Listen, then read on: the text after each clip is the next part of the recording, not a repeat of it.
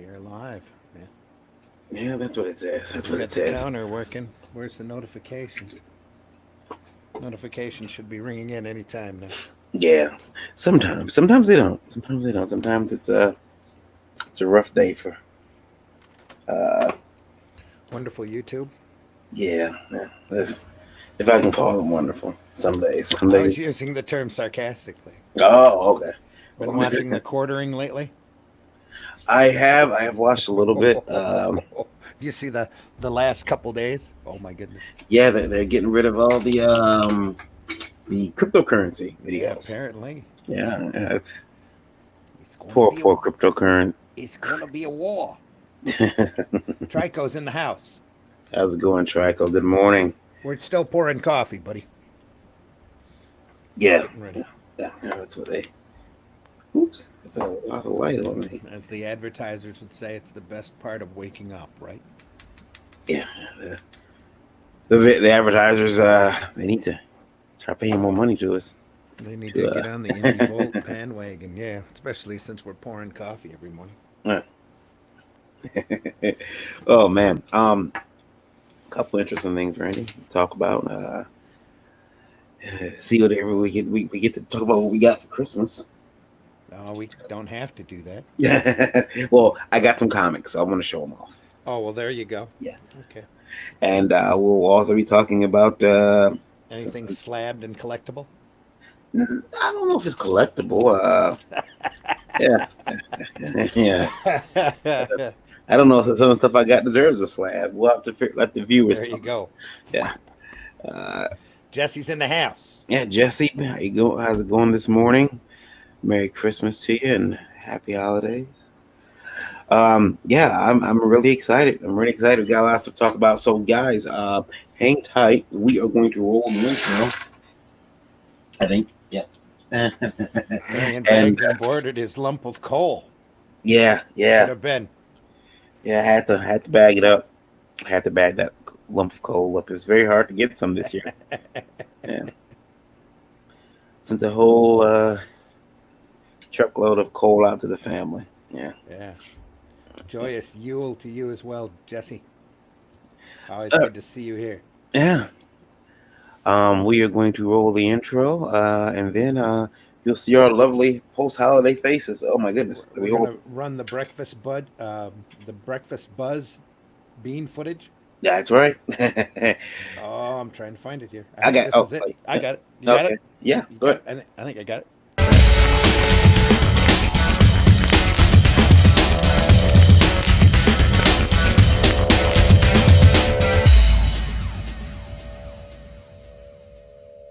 Everything's perfectly all right now. We're fine. We're all fine here now. Thank you.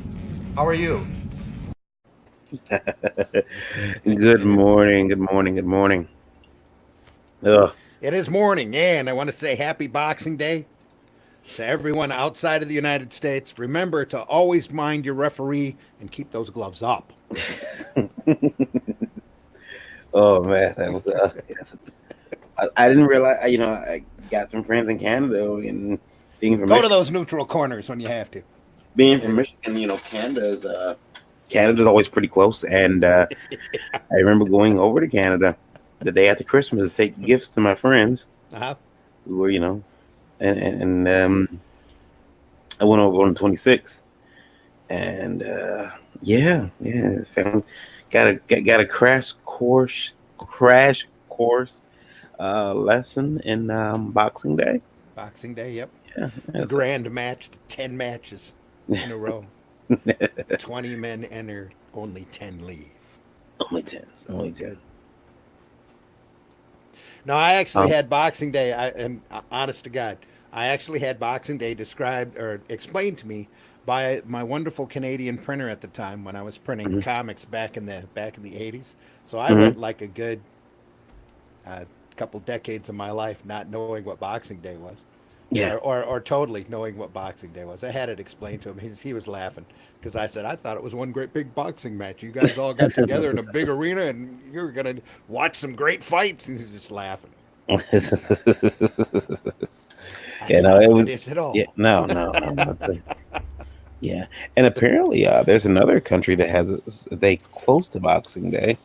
Um, it is but they typically uh, they give away a lot of stuff to to like I hate to say It's this, kind like of like the regifting day. Is that what you're yeah, saying? yeah, they give away a lot of stuff they don't want. I got a Um, fruitcake from my uncle. You want it? Yeah. I remember the way the definition I read of it said it's a day that you give away a lot of things that you no longer want to, like, staff and servants. Oh yeah. And Okay. I was like, staff and servants. Yep. Merry Christmas. I got a new coat. Here, you can take the old one. Yep. Yep. um I can see that. yeah, I can actually see that as being so. Yeah. but I was like, staff and servants? Hmm. Who has staff and I mean, sounds good to me. Let's get them. But The hoi polloi. yeah. Some people that can afford them. um so yeah, Randy, i- did you have a restful holiday? Was it I had a very quiet Christmas. Christmas Eve was over at the old in-laws house. Actually, my brother-in-law went in and bought my in-laws house. It was my brother-in-law's house. So Mhm. where they had an incredibly large crowd and they exchanged socks. So it was all good. Randy also was the recipient of a we mentioned it on From my the kid. IndieVolt Live, yeah, Yeah, of an Amazon Fire Stick. yeah. And he's he went from having, was it this one streaming network? No, I was down to basic on Okay. cable because they had messed me around so much. We said, well, screw it. We'll just go down to basic and keep the DVR, watch the network shows, and to heck with all of the little side cable companies. We were done, Right. and now all of a sudden, boom, I got everything. So Yeah. let's So just say I've seen a season of Jack Ryan. Uh, I'm almost caught up on the Mandalorian, and I'm about halfway through The Witcher as we broadcast this. So, and now but he's that also doesn't count the hour or two. Damn you and Trico for telling me about Pluto TV. So I'm yeah. like going through, going, heck, they have two whole channels on car crashes. I've got to watch some of this. This is crazy. A whole channel on fails. A whole World Poker Tour channel. Not to mention every all those old music videos. Yeah. Catch Yo MTV. Yeah. Yeah. It's you can lose. You can lose. I've had to crack the whip in the house before about television. And I thought YouTube was bad. Yeah. Holy crap! Here's Pluto, and it's like, hey, everything that you ever want. Now all of a sudden, my YouTube recommendations are coming up with really esoteric stuff. I hadn't watched an episode of Red Green for at least a good decade up Yeah. until yesterday when suddenly it was up there on my YouTube. I'm like, oh, well, this looks cool. The wife walks in, starts laughing, goes, when was this from? So we're checking it around, and yeah, 2005. So yeah, we'll sit and watch it. Real classic types. You ever see the Red Green show? Yeah. Yeah. That. The Oh women man. can't find you handsome. At least they can find you handy. Just classic stuff from Canada. Just phenomenal. Yeah, those again. Jesse says, oh, let's see. Trico says, we had to spread the The Pluto Pluto gospel. Gospel. Yeah, yeah, And Jesse says, the algorithm knows. Yeah. yeah. The algorithm knows all. It does. I'm like going through. Do they have anime? Oh yeah, they have anime. They've got two whole freaking channels of anime. Yeah. I wonder if they have Galaxy Express. I haven't seen that since I was like 10. Boom, Galaxy Express, $9.99. The movie and the series. Yeah. Yeah. So yesterday, I'm like wondering. Well, the one thing I haven't seen up there is the Gary Anderson stuff on the Thunderbirds and Captain Scarlet, and I'm going through the channels, and there's a BBC channel. Watch the tail end of Thunderbirds. I'm like, okay, this channel's going to be a problem because there's all of those streaming, Yeah. and then there's a whole TV side to it that's got 1,000 channels. Yeah. And I'm showing it to the wife, and I'm going, "There's 1,000 channels here." Yeah. Just going through. Yeah. Randy's It's just nutty. Randy's output for the year drops 2020.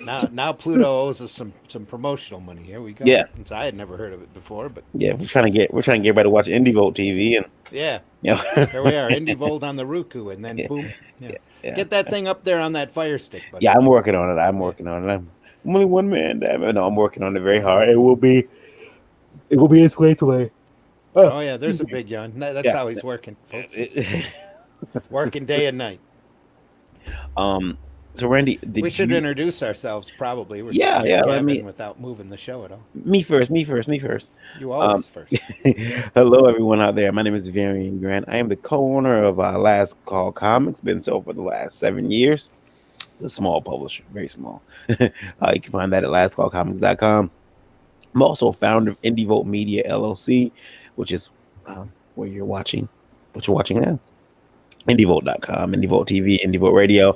I got my start making comics back in 2008. My first book, the first book I ever published, was a black and white interior action comedy called Psycho Sirens. Had a lot of fun creating that book. Had a fantastic artist on that, Chris Sanchez. Um, Eric Anderson was the gentleman who scripted that book. I'm a father, a husband, a geek, a creator, a publisher, a reluctant taxpayer, and artist. Shamefully not in that order. And you're watching IndieVolt Live today. Well, it's actually IndieVolt Live, the Breakfast Buzz, right? Yeah. The breakfast buzz. Yeah. Yes. Tonight, today, On this the morning. wonderful 26th of December, Yeah. year 2019. And yeah, Just to keep this time capsule rolling. current year. Current year. Today I'm joined Another by 5 days. Yeah. Randy Zim. Hey, everybody. Randy Zimmerman. I am a longtime independent and alternative comics publisher, printer, creator, just about everything done about everything in the alternative comic market that you can imagine.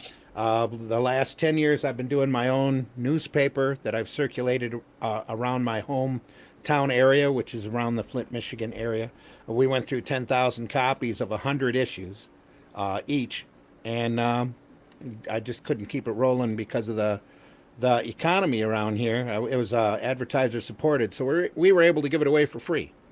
And we printed a lot of comics, a lot of comic strips, and entertaining articles. We were like Flint's favorite bathroom readers for a good decade.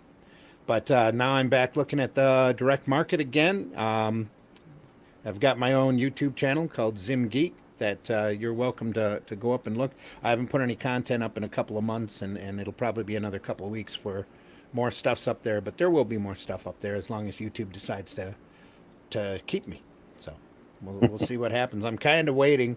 Well, I'm working on other stuff, but I'm kind of waiting until after the 1st of January to see how or what YouTube ends up doing with the channel. So there's no sense in spending a couple days putting a video together just to have it up there for a day and YouTube go, well, your channel's done because you're not making us no money. So Yeah. and I'm not sure how that's going to settle out. But anyway, we're here streaming. We're streaming Tuesdays and Thursdays here on the IndieVolt. So, That's right. And we actually which is in a multi-platform. yeah, now it is. We've think about when we first started, it was so long ago and so humble now. Yeah, when we first started, we were just on YouTube, and then get YouTube and Facebook, and then now we're YouTube, Facebook, Twitch. And most importantly, IndieVolt Radio. Yeah, IndieVolt Radio. We're heard all around the world. Yep, and then you can also, and pretty soon, actually, I guess I can kind of tease this. Pretty soon, you will be able to watch us stream this show live on IndieVolt TV as well. Been working on that as well. So I've been working on the app side of things rather than making sure I roll out the app to the other platforms. But I should be doing that pretty soon too. One step at a time. I can always got to be baby steps. I can always call Randy. Do you see it up there? Do you see it up there? Is it coded incorrectly? Crap. Yeah. Wait, everything's backward. Yeah, there's you can. That would just make us look better. Yeah. Well, yeah, especially if IndieVolt TV coming to Amazon Fire Stick. Wait, what do you mean everything's in Dutch angles? I don't understand. I didn't. Dutch angles. What? Randy, yesterday being Christmas, I got some cool things. Rob Anderson says happy holidays, gentlemen. Hey, How's it going, Rob? Good morning and happy holidays to you, sir. absolutely. I got You've had your Christmas. My local Christmas outside of my Fire Stick and with the in-laws, our personal Christmas doesn't happen for another weekend or so yet. right. So while all of the family gets together, so I have no idea. I am told that I am getting a couple of spectacular things. I try to hold off and wait. So wife gets real upset when I grab a box and I shake it and I go, "Oh, that's a DVD. That's got to be the latest Spider-Man movie." Before I even open it up, it makes her mad. So One of the things I got was this. That was really cool. that looks cool. What the heck is it? Ninja Turtles. Oh my God! In white. They Yeah, look yeah, white. they're black and white. Oh, they're black and white. Yeah, with the red Oh, scarves. okay, okay.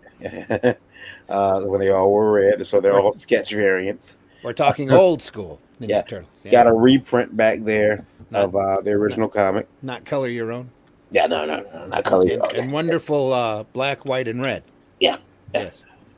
Um, they made it. So there's the back of the box there. Cool. They put a reprint of the original comic in the back, Sweet. and because they recognize the value. With a different cover on it, obviously, because it's not red. Yeah, no. The comic is it's the bonus version of the first 1984 TMNT comic book inside, exclusive cover penned by co-creator Kevin Eastman. There you go. So, Ding yeah, ding. It's Nickelodeon. Mhm. Make sure they got their branding all over that. In fact, I've been looking. They've been doing a lot of stuff since Nickelodeon bought Ninja Turtles. Yeah. Re-releasing stuff, but they make sure they put that Nickelodeon logo right up there. So We all have our nostalgia, yeah, and I also got our guilty pleasures. something else I was pretty excited about that my wife knew that I wanted, and every time I would go to think about getting them, I'd always change my mind like the last minute. Like, oh, I don't really need them. So I guess she said, screw it, for perfect Christmas gift.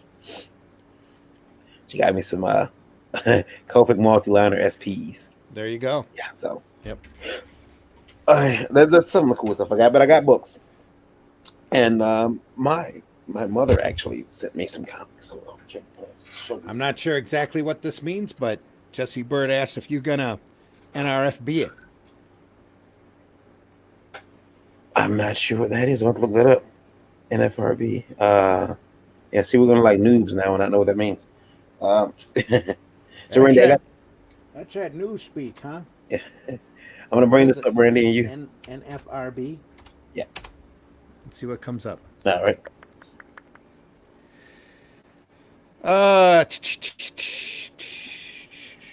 We're old. Acronym: New Fabian Research Bureau. No, NRFB. And RFB. Oh, Yeah. well, that explains why that didn't come up right.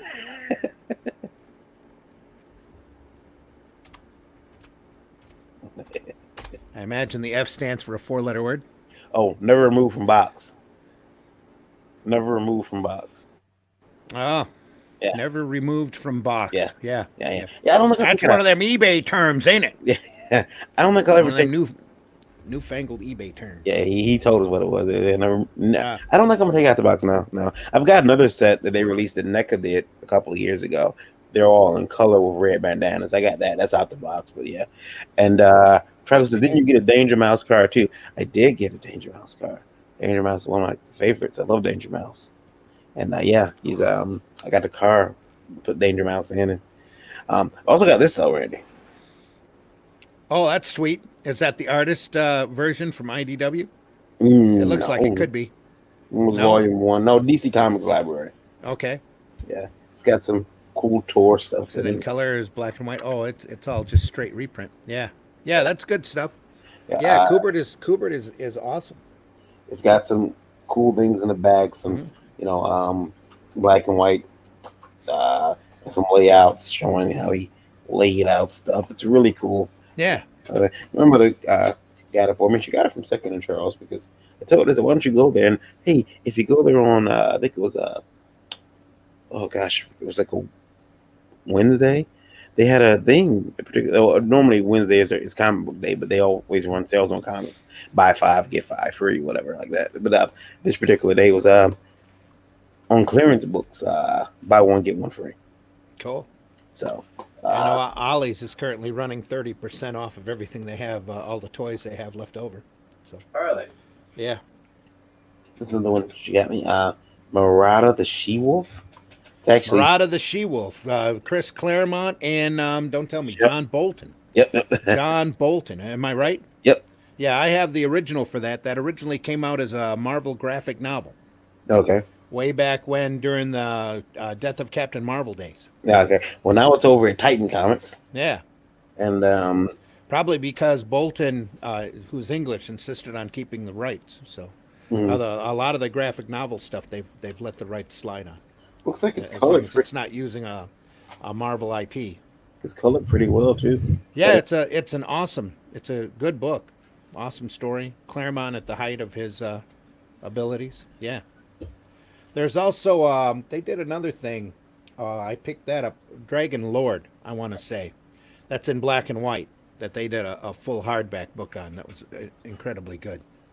Penny Arcade. Penny Arcade. Okay, Got the Penny Arcade stuff. is that Scott? What's his face? I don't remember. Scott Penny, Ward. Scott. Penny Arcade is Mike Crawford. Okay, wrong. Thinking wrong property then. Yeah, And you know how I am with names. Jerry. Oh, me. Stepping out for a second. I'm still listening though. Okay. The dust jacket is falling off. Okay. Let me get these other books up so I'm not picking one book. Okay, so the next book I got Demon Wars. Ari Salvatore. Pretty cool novelist, and I got his book. I got Is that a full comic or just a prose novel? it's a trade comic. Oh, cool. Okay. Yeah. Who did the artwork on that? Who did the artwork? The artwork is Tim Seeley. Okay. Tim Seeley, letters by Brian J. Crowley, art assistance by Timothy Strobe. So that was cool. That's cool. Then I thought, sometimes she goes to her house. I didn't notice. I noticed it yesterday. She pulled it out. Atomica, but it's signed. Okay. So that was cool. Yeah. Yeah, Atomica is another some Mercury Comics. I was gonna say, isn't that A plus? I thought not A plus, but Alpha A something. Yeah, Mercury Comics released Mercury this Comics. one. Yeah. That's English though too. That's also an English reprint, if I'm not mistaken. So it's cool to have it signed. It says Yeah. it's from written by Andrew Dobb, story and pencils by Sal Abernathy. Sorry if I'm destroying you guys' names. Colors by Christina Strain and Beth Sotello, and letters by Dave Sharp. With the gallery cover artists are Alex Ross, Glenn Fabry, Michael Turner, Buzz, David Mack, and Tim Bradstreet. Must be American then. Steve or Roots, U.S. I should say. Steve Root, Sab Abernathy, John Romita, Angel Medina, Tony DeZun, Dezugna? yeah, and Lucio Perillo. So yeah, I can't wait to get into that one. That one looks pretty cool. Yeah. And then, let's see here. Putting all these down here. Caliber. not, Caretaker. What? not the publishing company, but Caliber, which is Western, right? First Canon of Justice by Sam. It's from Radical Books. By You'd have thought they'd have known about Caliber Press. yeah, by Sam Sarker and Gary Gastoni. Colorist, Imaginary Friends Studios, Letterer, and Park House. But yeah, Who's the publisher on that? The printer. Radical Comics. Where are they out of? Do they have an address? Just second. California. Wow. Like I said, still kind of surprised I didn't know about Caliber Press and use a different title for the book. Believe it or not, the cover is by Art Germ. Okay. So that's pretty cool. Nice hardback book. Yeah. It's actually, I don't know if you guys can pick that up on camera, but nice hardback book. And the cover looks really good. And then the art inside of it is nice looking too. So I'm going to dig into that over the holidays. Well, and then Snowpiercer. All right. Yes, what I got that at Second and Charles too. Yeah, that one came from Ollie, Ollie's. Second Charles. Okay. Yeah, Second and Charles. Yeah, that's right. No, yeah, Second and Charles. But Yeah. And then this book, who has a very boisterous claim. I'm kind of offended. Who says? But that's okay. I'll let him. I believe this was another one from Titan. Was this from Titan? Yep. Titan Comics. Mm-hmm. Right there. Everybody look, you can see the Yeah. logo. Titan Comics, but Yeah. the world's greatest comics. A1. Yeah. A1. That's the company out of England I was thinking of. A1. Yeah. The world's greatest comics. And How they do some dare good stuff. They do some great stuff over there. how dare you? I What do you make the mean? world's Call greatest world's greatest comics? Yeah. Oh, it's a subjective title. It's like calling yourself world's finest and then, having crap people working on the book. But it does look pretty good. It got some black and white art. That woman and Supergirl, I get their world's finest. Anyway. So I'll be checking those out today. Doing a lot of reading. Let's see here. Jesse says I learned that from an episode of Dexter's Lab. Yeah. Never removed from box. Yep. I'm not gonna take it out the box. I don't believe. Thought about it. I was like, well, I could open it and get the comic out and have Kevin Eastman sign it in a couple weeks. I have quite a few toys still on the card in the Mhm. box. Yeah. I think the oldest is an old Superpowers toys of Dr. Fate. Yeah. that I've got. Yeah. But then I said, why don't I just have him? Eastman. Why don't I just have him sign the box? Yeah. Heck yeah. And You got a nice. I can see the box from here. There's a nice little space of white there on the side. Get them both to sign it. yeah. Hopefully, Well, they'll both start doing a little convention tour now that they're doing a book together again. yeah. I'm gonna get That'd be Kevin. really cool. That'd be really cool to get Peter Laird's signature. Yeah. I'm gonna get Kevin in February. So, Cool. but yeah, we'll I'm pretty sure they'll probably do a convention together Yeah. very soon here. It'd be nice to see him out and about. It really would. So Randy, I didn't have a graphic for it, but a situation came up where last week we were asked a question about having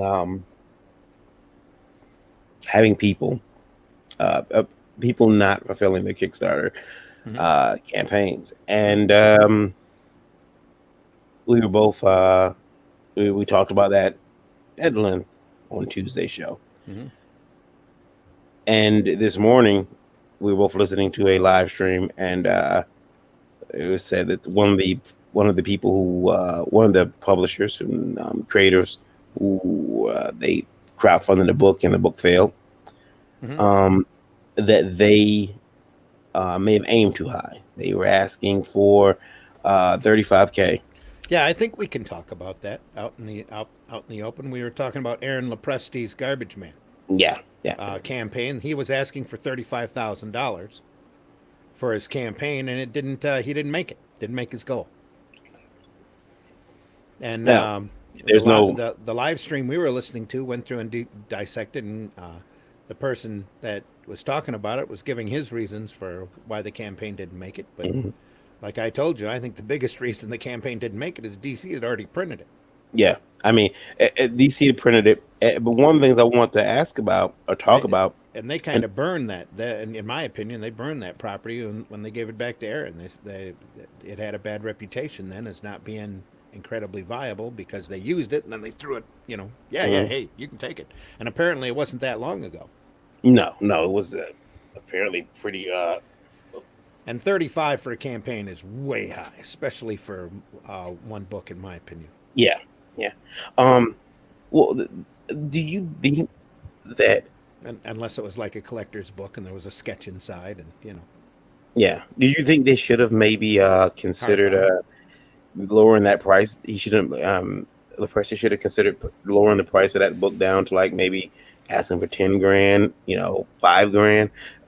Honestly, I mean, well, you have to do what is viable for you, and that's also a problem of people going too low and offering too much. They were talking about that earlier.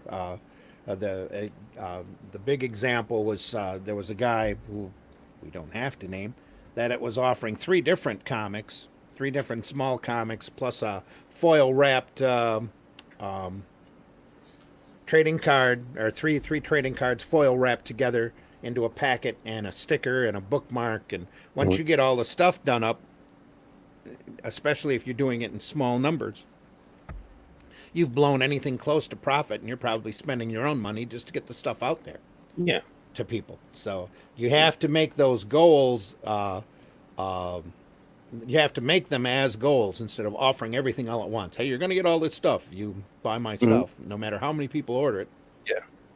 I mean, Be- I've heard people say that. I heard a crowdfunder say one of the be- throwaway crowdfunding goals is, when you launch, you want to say, "Oh, you're going to get the book and a bookmark," because yeah. bookmarks Yep. they're super cheap to make. Hmm. Yeah, I'm going to give everybody a bookmark, and I'll sign the back of the bookmark and the book. How about that? And Even that that takes time, yeah, as yeah, in the Cyber Frog, Ethan's book. He's figuring out it takes a long time to sign 30,000 copies yeah. of the book and have It, it look right. And you can sit there and poop it out if you want, but if you would, if you he's been lucky to sign a couple thousand a day. if you take if you start when you first go to crowdfunding and you want to release your book, and you should probably start with a very basic book. Just hey, I'm releasing this comic. It's gonna be our trade or whatever, Hmm. and really, and and promise basically a bare bones book. Yeah. Yeah, if you're gonna do color, that's fine. But as you hit those goals, or you see, your money rising. Hey guys, because we hit this goal, now the book's gonna be, um, on this type of paper instead, Hmm. and now the book's gonna be, um, done in a way where you That's what can. that's what I plan on doing with my campaign. We're going to Right. start with a trade paperback. I don't know how many pages it's going to go, and I won't know until the work is done. But it's going to be a bound book with a square binding. That'll be the initial tier in black and white. Mhm. Once we hit a certain dollar level, the paper stock's going to increase to a really nice gloss paper. Once it increases to the next goal, it'll all be in color, and that'll be, then it'll probably take me a couple months to color everything. Yeah. And then the next goal will be a set of comics that'll go along with it that you know pertain to what the book is about. Next goal is going to be a large poster, and I mean big print, Yeah. And big that's fun print.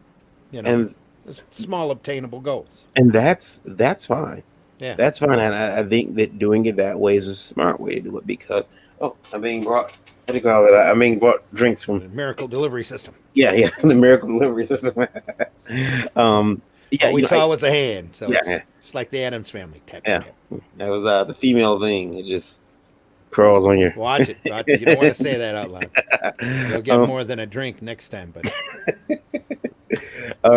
there's if you take and you start your comic and say, hey, I'm gonna just put this comic out, but and you can set those like stretch goals. baby steps. Yeah, and say, hey, by the way, if we hit $5,000, I'm gonna get a cover from Randy Zimmerman.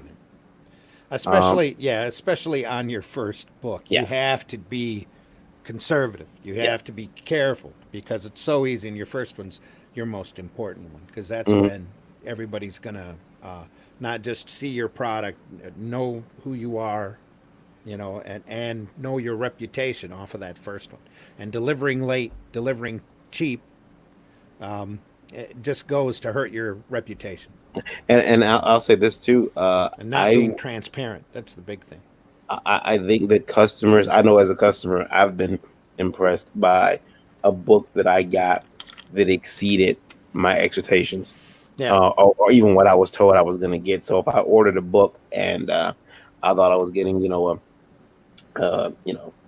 40-page, you know, square bound book Hmm. in the mail, and then what I receive is, a 60, 70 square, perfect bound book in the mail with, you know, little added little bonuses, a deck of Hmm. cards, or, collector's card, a bookmark.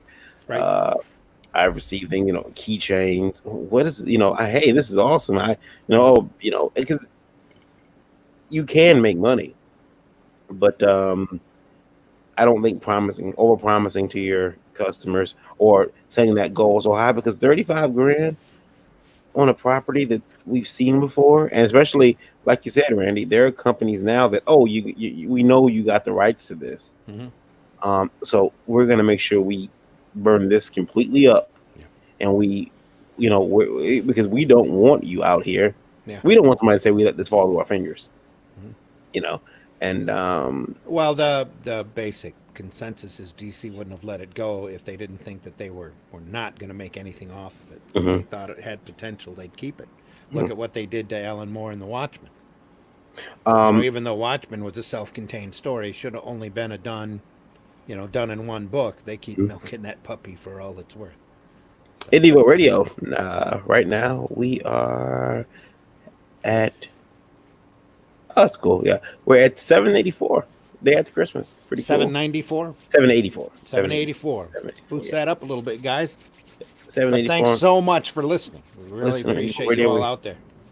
Of course, this will air. I'm working on getting it to air live on IndieVolt Radio at the same time we're here. Right. But it'll air live on IndieVolt Radio. I don't want to. Thank everybody. Record it on IndieVolt Radio. We still want to thank everybody out in the chat and listening to us on Facebook. I'm not on the Facebook page. I should probably swing over there because some of those comments are not landing into our comment feed. Is it comments from your page? From Facebook, yeah. Okay, yeah. Yeah, they're not hitting over here all the way. I ran into a couple of them on Tuesday. Yeah, you got that two of didn't them. make it. Yeah. Let me check. So RJ or KJ, yes, Christmas was good. George Marcus, thanks for listening, buddy. Nice to see you out there. And Alexandria, always good to hear from you. Feel free to jump in on that chat anytime. Yeah, she wishes she could tune into this one. Work, but your channel is so awesome. Oh, well, thank you so much. Thanks, Alexandria. Appreciate that. Appreciate it very much. I don't know if I have any comments on my Facebook. No one likes me. We still have the chat running. We've got 6 people, 5. Well, just as I looked at that, it jumped down to 5. 5 people. Scare them away. I did. I do. People look at it and go, "Screw this guy." Yeah. They also say, "Oh, no Lola." And 2 likes. Yeah. No, no jingle bells today. I'm done. Yeah. She's working on her own podcast, which will be popping in on Wednesdays. So. Yeah. So stay tuned for that one. Yeah. Wednesday it's called Geekgasm, which is going to be her and some other young ladies talking all kinds of geekery, indie comics as well. Kind of what we do, just sexier. I've been elected to much sexier. I've been elected to handle some of the monkey work on there, clicking buttons. You're gonna be the board man, the board op. The board up, so that you can always run the extra stuff. At least I'm not sure, but at least you'll know what to hit when they ask you what your favorite Marvel character is. Yeah. And who's your favorite Marvel Comics hero? Mine is Superman. Remember the motto? With great power comes great responsibility. Always. Great responsibility. Yeah. It's a shame what happened to Superman's parents in that alley, isn't it? It is. It's terrible. Yeah. Terrible. I'm sure that'll be covered in an upcoming IndieVolt TV spot. He had to go live with his aunt. Maybe we should play some of those on the air here. Yeah. He had to go live with his Aunt May in the Baxter building. Yep. Just terrible. Yeah. Was the Baxter building in Central City? Either Central City or Keystone City. I can't remember. Nah, I can't. Oh my goodness. I just remember the motto. And I can read it off the teleprompter. Question from IndieVolt. IndieVolt Radio. It is from. They didn't put a name up there. Oh, that sucks. IndieVolt Radio asked me anything app.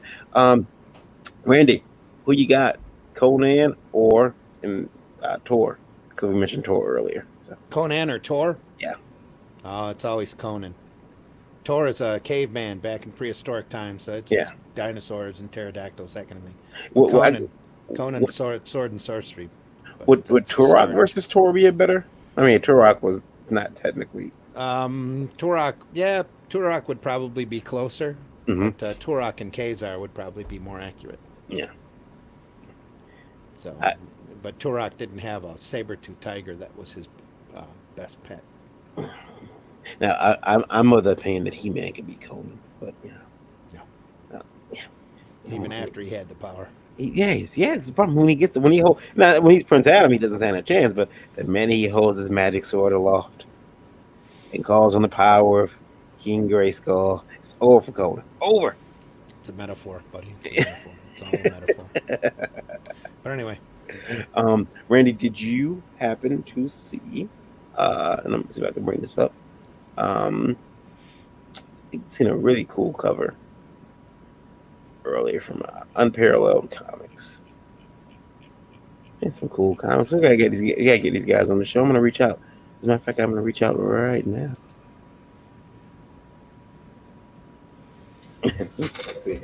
yeah, and anybody who's been on the show before, anytime you want to pop in on Thursday morning, just drop Varian a line and say, hey, send me a link. Yeah. We'd love to hear back from Scott Rosema again, or Sim, or Nick, or Yeah. They're all. Anthony's always welcome on also. Anthony got that head down working on that book. He can't. I know He can't he's been really. He did send me a text yesterday wishing me a Merry Christmas. Yeah, I said I got a text as well. I Yeah. said that he'd be talking to us soon. So. Yeah, he's We wish him the best. We're happy he met his goal, and now we're happy that he's fulfilling that goal as best as he can, as fast as he can. So, can't wait to read that book. Yeah, that's God's Hand. It's still on demand on Indiegogo. it is, and it's climbing. It went past his goal of 10,000. He was at 11, and that was a high goal. I thought that was a really high goal. I was worried for him. Mm-hmm. I'm so happy that he met that. So, question from IndieVolt Radio, Randy. What do you suggest I sell? I don't ever ask. Well, first of all, how come no one ever asked me? Everybody's asking me. That's awesome. Yeah. Thank you so much, guys. That's because I'm constantly thanking and appreciate our IndieVolt Radio listeners. That's what it is. Yeah. And I'm the old grumpy one, so you're just the happy MC. So, well, I shouldn't say just, but you're the happy MC. This is from okay, this is from Jay. He says, what should the price of an indie comic floppy go for at a Comic-Con? He's having an issue right now. He says, I'm having a problem right now with my partner who wants to sell our book for 15. These are 32-page floppies. I want to sell them for 5. Our cost to make the book is $250. I think 5 is good. If it's $250, at least double. I mean, that's a hard one to call. You might, considering that you're in a partnership there, and the guy wants to go 15 and you want to go 5, you might end up having to settle for $9.99 or 10 in order to get it by. But that is really expensive for a 32 pages, and especially if it's your first book, you don't want to outprice your audience. You want to be as low as you possibly can, with the idea that you're gonna that book, once it's out there, once enough people have seen it, you're gonna be able to keep it out there. And you're going to make money off of that in the long run. You should be looking a little bit more long term than 15 a hit, I think, and probably a little more long term than even 10. 750, I think, would be high on that in color, but at 750 at least, that gives you a $5 margin on top of your $250 in order to try to cover your expenses and your table costs when you're at the show and that kind of thing.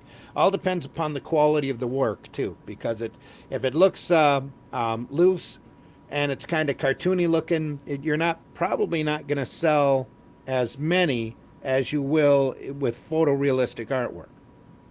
So you have to also take that into consideration. But the big consideration is, are a lot of fans going to pick this book up at this price? Not $15.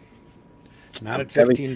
That's not going to work. If you're doing 6 issues together in a nice bound trade, $15 might be ideal, but not for just one 32-page flop. No. Oops.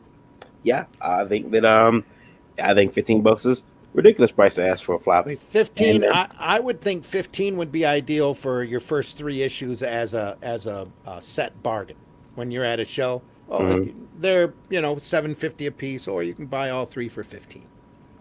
And even $750 might be high. I'm not paying $15 for. But nobody, I sincerely doubt anybody's going to pay. You have to. It's supply and demand too. You have to look and see what the market will bear. At most, and this is because I like you. At the most, you're getting 10. Now, no. I say that They'd have to really like you to pay that 10, though. Yeah, and I say that. Well, I'm talking about a new release. I'm not talking about a comic that you did, that's been a hit, and you happen to have some issue 1 sitting there. Mm-hmm. You got like maybe 20. You're never going to reprint this book again. That's collectability there. Yeah. Then you can get more for collectability. Right. We're taking collectability out of the, Yep. But now if there's no collectability, this is your first book out the gate. Yeah. And you're going to print these suckers on demand whenever you want. I'm not paying $10. You can get mad at me if you want. I'm not paying $10. Well, you'll tell if you put 15 on that cover, you will obviously see at your first convention, mm-hmm. the first 4 or 5 people that walk up, they go 15, and then they'll turn and they'll walk away. And no matter how good your artwork is. Yeah. And your idea on the first one, in fact, you could even think about if this is a long epic that you're selling the first part of, you can even think of taking almost a hit on your first issue just to give people a taste, just like the junkie on the street with the drug. You might want to only charge $3, $4 for that book, and just really push the heck out of it in order to stay competitive and be read. Knowing that, the future issues up the line or whatever, it might be more. If your partner wants to charge $15 for a book, I would suggest throwing a lot more book at them. Mm-hmm. Make it look different. Make it do either a small trade, because you only need like 48 pages, right, in order to put a square bind spine on that on that baby, just like the old DC Prestige format books. Well, look at what DC's doing with the Black Label stuff. All of that's square bound, isn't it? Or is that saddle stitched? I haven't seen enough of them to know.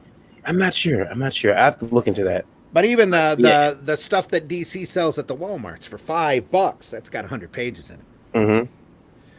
And they're doing that in order to be accessible. They could charge 10 for that product if they wanted to, because it's an awesome looking book. Considering that they go through and doctor up a lot of the reprint stuff so that it's more mom friendly. That'd be a little rough, but they're charging $4.99 for that puppy. I mean, so you need to give some thought to your price, and that is a consideration. We appreciate you asking. Take into account some more Christmas gifts. Central Wolverine, I'm a Wolverine fan. Everyone knows that. It's all newsprint. It's black and white.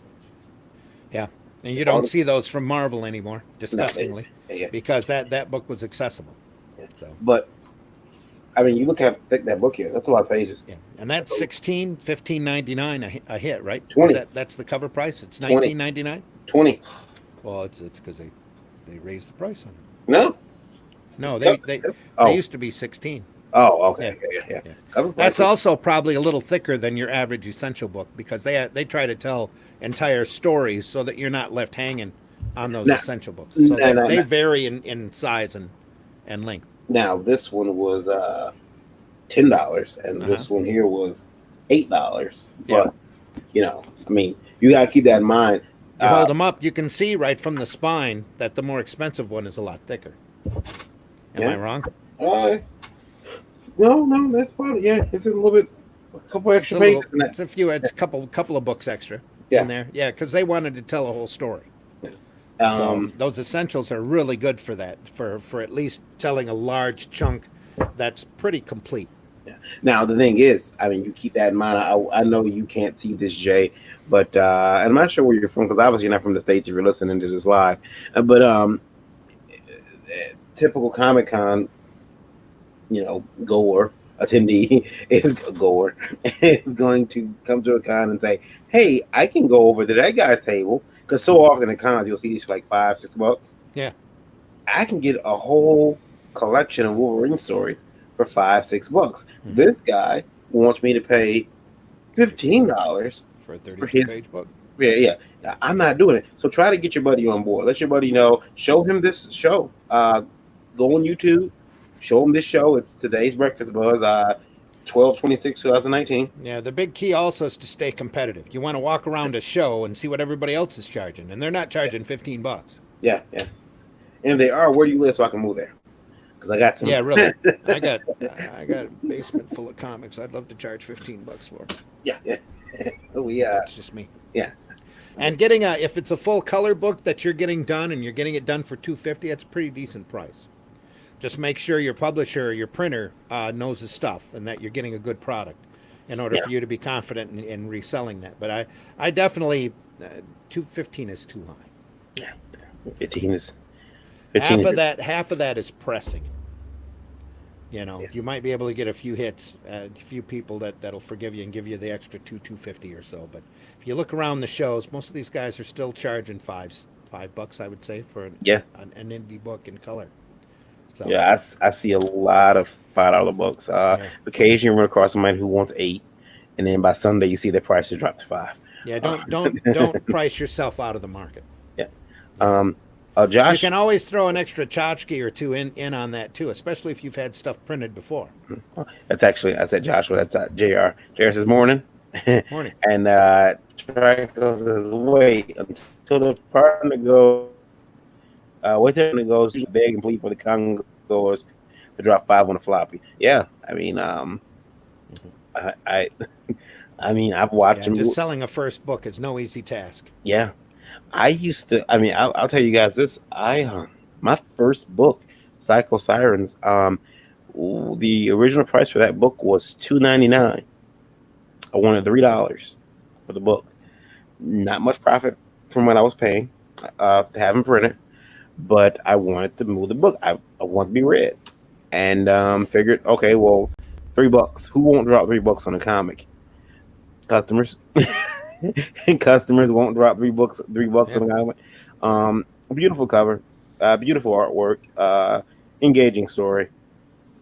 And you make a good point too. You're not just competing with the other indie sellers. You're competing with all of the vendors that are there that are trying to blow out their backstock.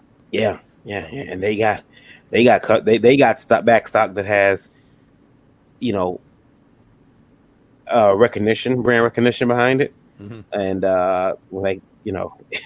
if you walk into the con and they've got big pictures of Wolverine and Batman and stuff, people they know those characters. They feel safe for those characters, and this guy has Wolverine books over here for $5. I'm not gonna buy your book with your lame character on it. Mm-hmm.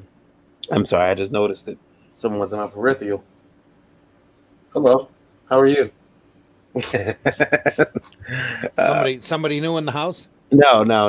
It's just the wife up and walking around. That's who handed me my drink earlier. But then I didn't know she was actually over hitting in the corner. Had I known that, I'm glad I figured it out. I won't start talking bad about her. And I know she's there. I don't want to talk bad about her. Yeah. Ryan says already says the indie game isn't about making money. It's about getting readers. Yep, that's very true. Yeah, it is. I mean, that's so readers get you the visibility to garner a higher page rate and more demand for your book. And let's face it, it's probably. I mean, getting readers it's a lot better than just making money on the first show. I mean, Can you imagine that? Somebody buys your book. Oh, great, they bought them, but they're not reading it. So there's no customer come back saying, "Hey, I love that story." I like when people come back to me the next day and say, "Hey, man, I really like your story. When's the next issue coming out?" Did you read this one? He says, "Readers get you the visibility to garner a higher page rate, more demand for your book." Yep. And that's. I mean, you gotta get readers going out there putting your book in people's faces and telling their friends about it. JR says, I honestly wondered on both sides, being a fan and customer during cons to being a part and helping or working a few with you. I never knew and still honestly don't know how to go about the sale. Well, the selling thing is having a pitch is fine. At my table, I tried to come across as a sleazeball. Reading my comics not going to change your life, but hopefully it's going to entertain you for however long it takes you to read it. Hopefully it's going to transport you You know, and for those couple minutes that you read that book, and you're gonna be, you know, excited to keep, you know, following along. And this story, I'm sorry, I seen the ticker at the bottom. And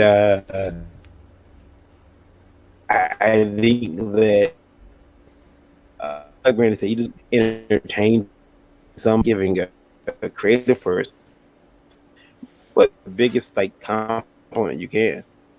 You're like, oh, I enjoy it. I mean, you know, I'm out all day. Hey, guy, I don't even know his name. He's like my story.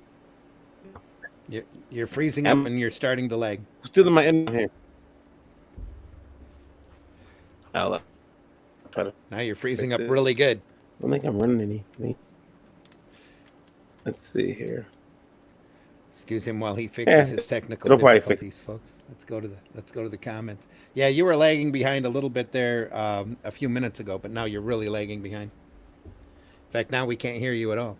Well, I haven't said anything, especially if you're speaking. No. Well, that would explain it. You just had to be quiet and still for a minute, huh? Yeah, it is. Yeah, you're still freezing.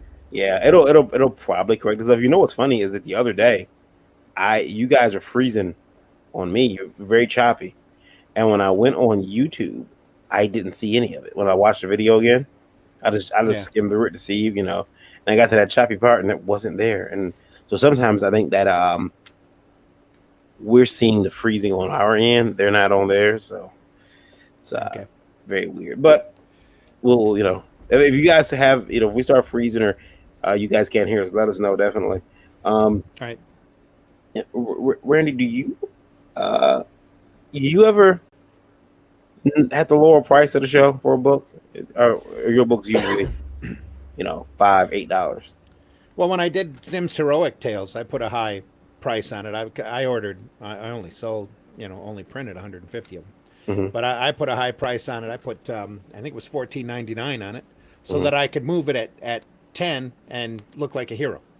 And say, I'll tell you what, we're at the show, I'll cut $5 off for you. You know, and made it helped sell the book. Yeah. Well, that's a thick book, though.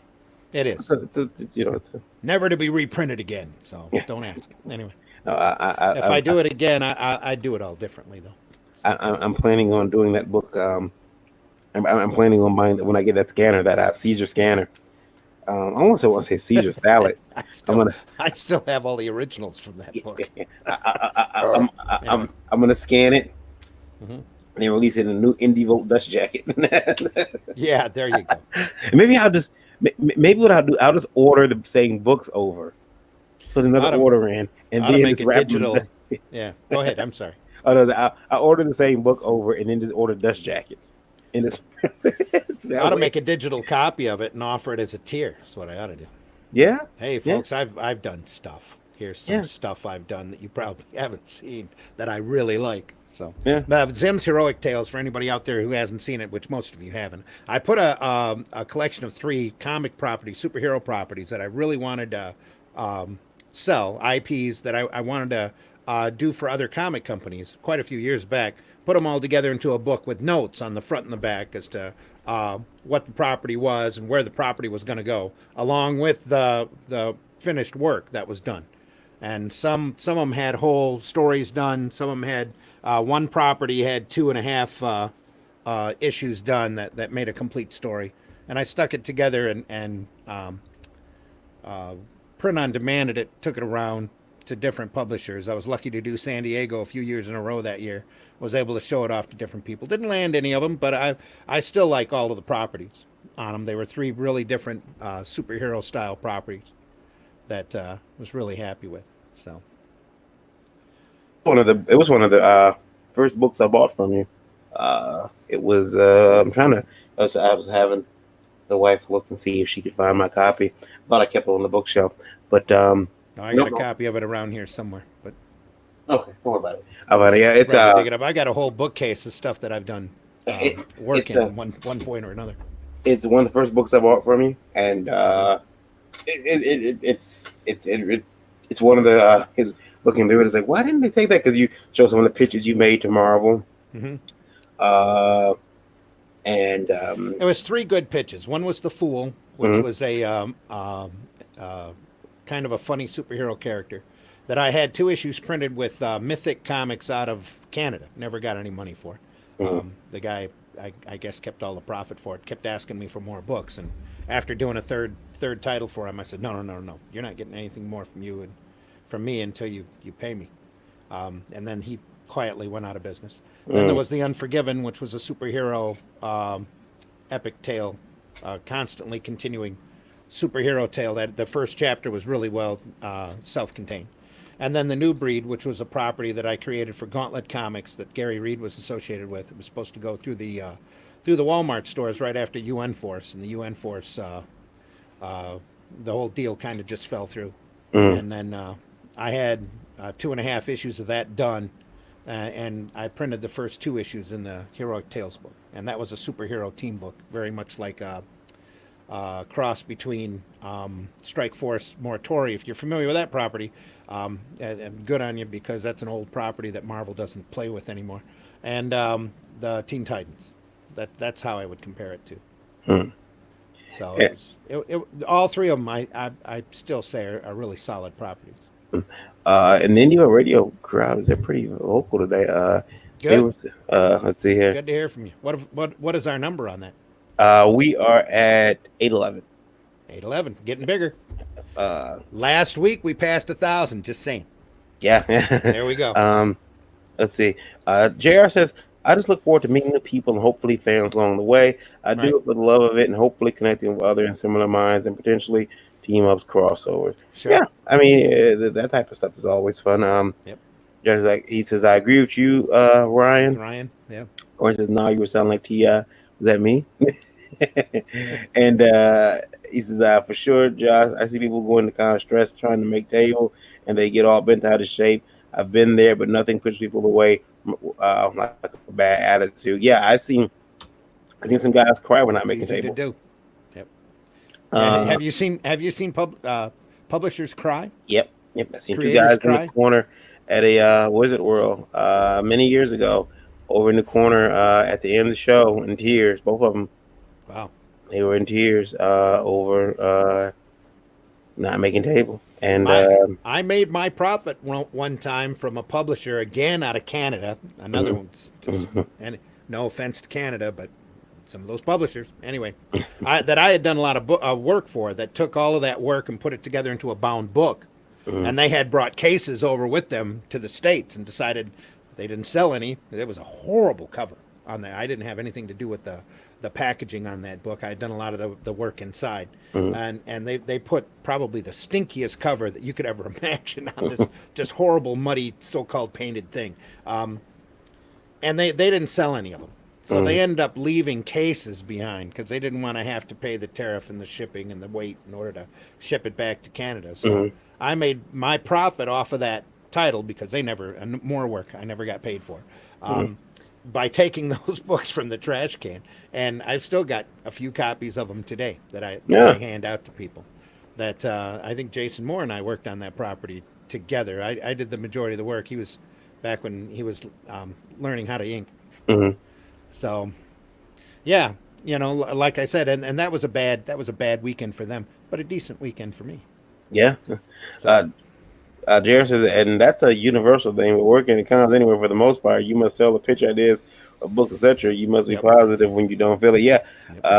I'm only 29, but old-fashioned mom and grandmother who taught me to have that poker face I struggled with growing up. Ryan says some people make cons their business. That's fine, but when you are an indie creator, you have to see cons almost like advertising and an opportunity for networking, not the means to get paid. I don't know. Yeah, I Right. mean, look, Yep. you know, we stopped going to cons to make money. I want to say, like, would you say about 6 years ago? You really have to look at it as a Yeah, long-term investment yeah, too. yeah, yeah. You're We, not going to make your money back at your first con. That's not going to happen yeah. It no, no, no, if no. you're an indie publisher, I say that. or if it does, it's incredibly rare. I say that we stopped going to make money. Um, at the same time, we've noticed our profits going up and up and up every year, which is great. That's a great situation to be in. Yep. But we're not stressing, are we gonna make table? Are we gonna make are we gonna make are we gonna what are we gonna make table? Are we gonna make our money back? Oh my gosh, what about our hotel? What about our food? I'll tell you something that happened to me a couple of years ago, and it really, really upset me. See, because I wasn't going to cons to make money, I would I had a comic coming out called Catharsis. Catharsis was my after my first company, folded up. I came back, when I was pissed and I was angry. It was my Spank the Monkey. Okay. And Catharsis is I wasn't gonna. I realized I wasn't gonna have the book ready for. Was it? Oh, was it? I think it was Motor City, or was it a Wizard World show? But my first show back, and I had been sick as well. I realized I wasn't gonna have the book ready. It was gonna be like a couple weeks. So I'm like, well, I got this con. I don't want to cancel. Now, looking back on it, maybe I should have canceled, haven't put my money back, or put money towards the next show. Yeah. But I was like, no, I'm going to go do the show. So what can I do? And so the wife said, well, I'm going to make we're going to make some flyers. And I wouldn't have flyers printed for the comic. And then my wife decided to make some little, things that she could put on the table and sell while we're, passing out flyers to everybody. Sure. And I actually went. I had the flyers made, but I also went and made some additional flyers. Yeah, my wife makes coasters. Yeah, that wasn't a personal thing. I was just going off the. Don't say I'm trying to tell you to stop talking. Those are my wife makes these coasters, and they're on tile. Fantastic coasters off a tile. Really, really awesome stuff.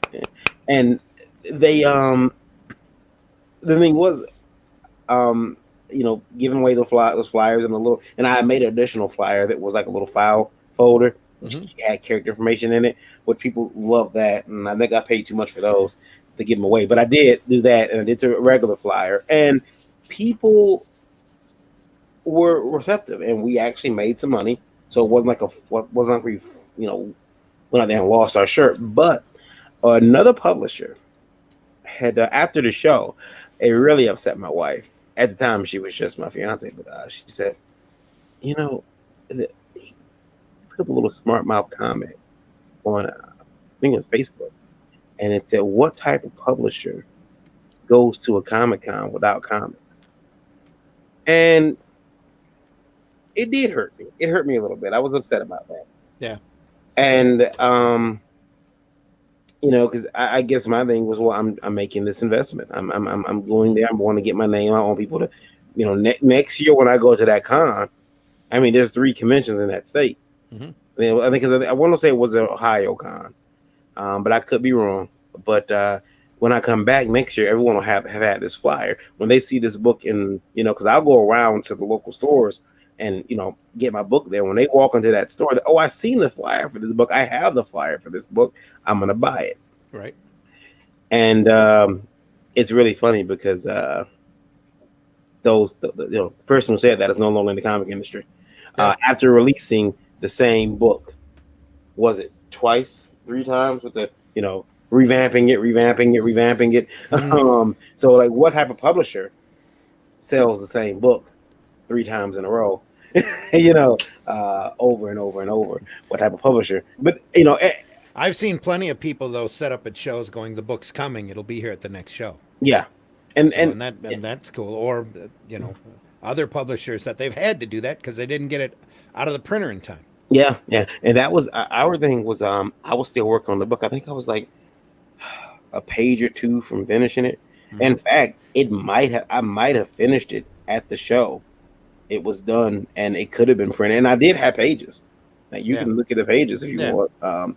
But I couldn't look at the cover, because I started drawing. I was weird. I drew the cover on poster board, Randy. The cover to Catharsis is because you didn't know better, or because you thought it'd be cool on poster board. No, I just started drawing, and for some reason, I drew it on poster board. So the cover to Catharsis is on a big, was it 50 cent from the dollar store poster board? Yeah. And then I was like, oh shit, I gotta scan this. So I had to take it to Kinko's, and they scanned it for me. That cost like $8-9. Yeah. And then but the cool Put it thing on your was, little scanner in chunks. yeah. Have to paste it together. And I took the sucker to Kinko's, and the cool thing about that was once he got it, once they got it, Colors is like, hey, this is really detailed, man. Yeah, because it was. Yeah. If anybody wants to buy the cover to Catharsis, Everything looks awesome shrunk down. it's really expensive. Everything looks better when it's shrunk down, unless your line weights are terrible. So, Yeah. Yeah. Let's see here, and Ryan says, some people make cons. Oh, we already read that one. I already read that one. Yeah. Yeah, That's very true, though. And I've always found, and something I think we've talked about in the past here, is your mindset when you do a show is very, very important. Because I've done shows where I've had to make expenses and I don't make nothing. And everybody's there, and I'm in what we call the big void, where you're sitting behind a table going, well, everybody's here. How comes nobody's looking at my stuff? You know? Yeah. That kind of thing. And I've done other shows where you haven't had to make money, that have had much smaller crowds, and you walk out with a huge amount of profit, and you sit there and you go, well, how did this happen? Well, it's all in your attitude, and as silly as it sounds, it's almost like you give off that kind of vibration or pheromone or whatever to people about the confidence that you have about the product that you're selling and the book that you have, or the fact that you're having fun. And that's a big thing. It shows. Yeah. You show people you're just there goofing around, having fun. Oh yeah, buy my book, by the way. My book's right there. You're gonna sell a lot more books than if you're sitting behind the counter going, I got a book. You should look at it. Yeah. And that's okay. And My next one will be better. having said that too, Randy, Buy my book. Yeah. just because we're there to have fun, just because we are there to engage with fans, and we don't look at it like I have to make this dollar amount. Yeah. Because of that, I think you can pick up on a grumpy person. Yeah. And especially as somebody who's got a chip or an attitude at the time, or they got that look and their arms are crossed and they're sitting there all grumpy looking. well, but because of that though, there's also the thing we are, because I think some people, I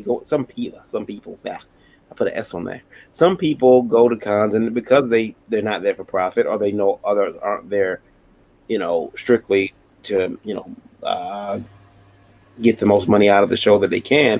They think that, I'm going to goof around. No, you shouldn't goof around. You should be as professional as possible. Business. Yeah. Those shows aren't. Yeah. You're not. You're there to make money, yes, but you're not there all to be stoically doing business. Yeah. It's not that kind of a market. Yeah. Even when you're doing a more realistic book, you're selling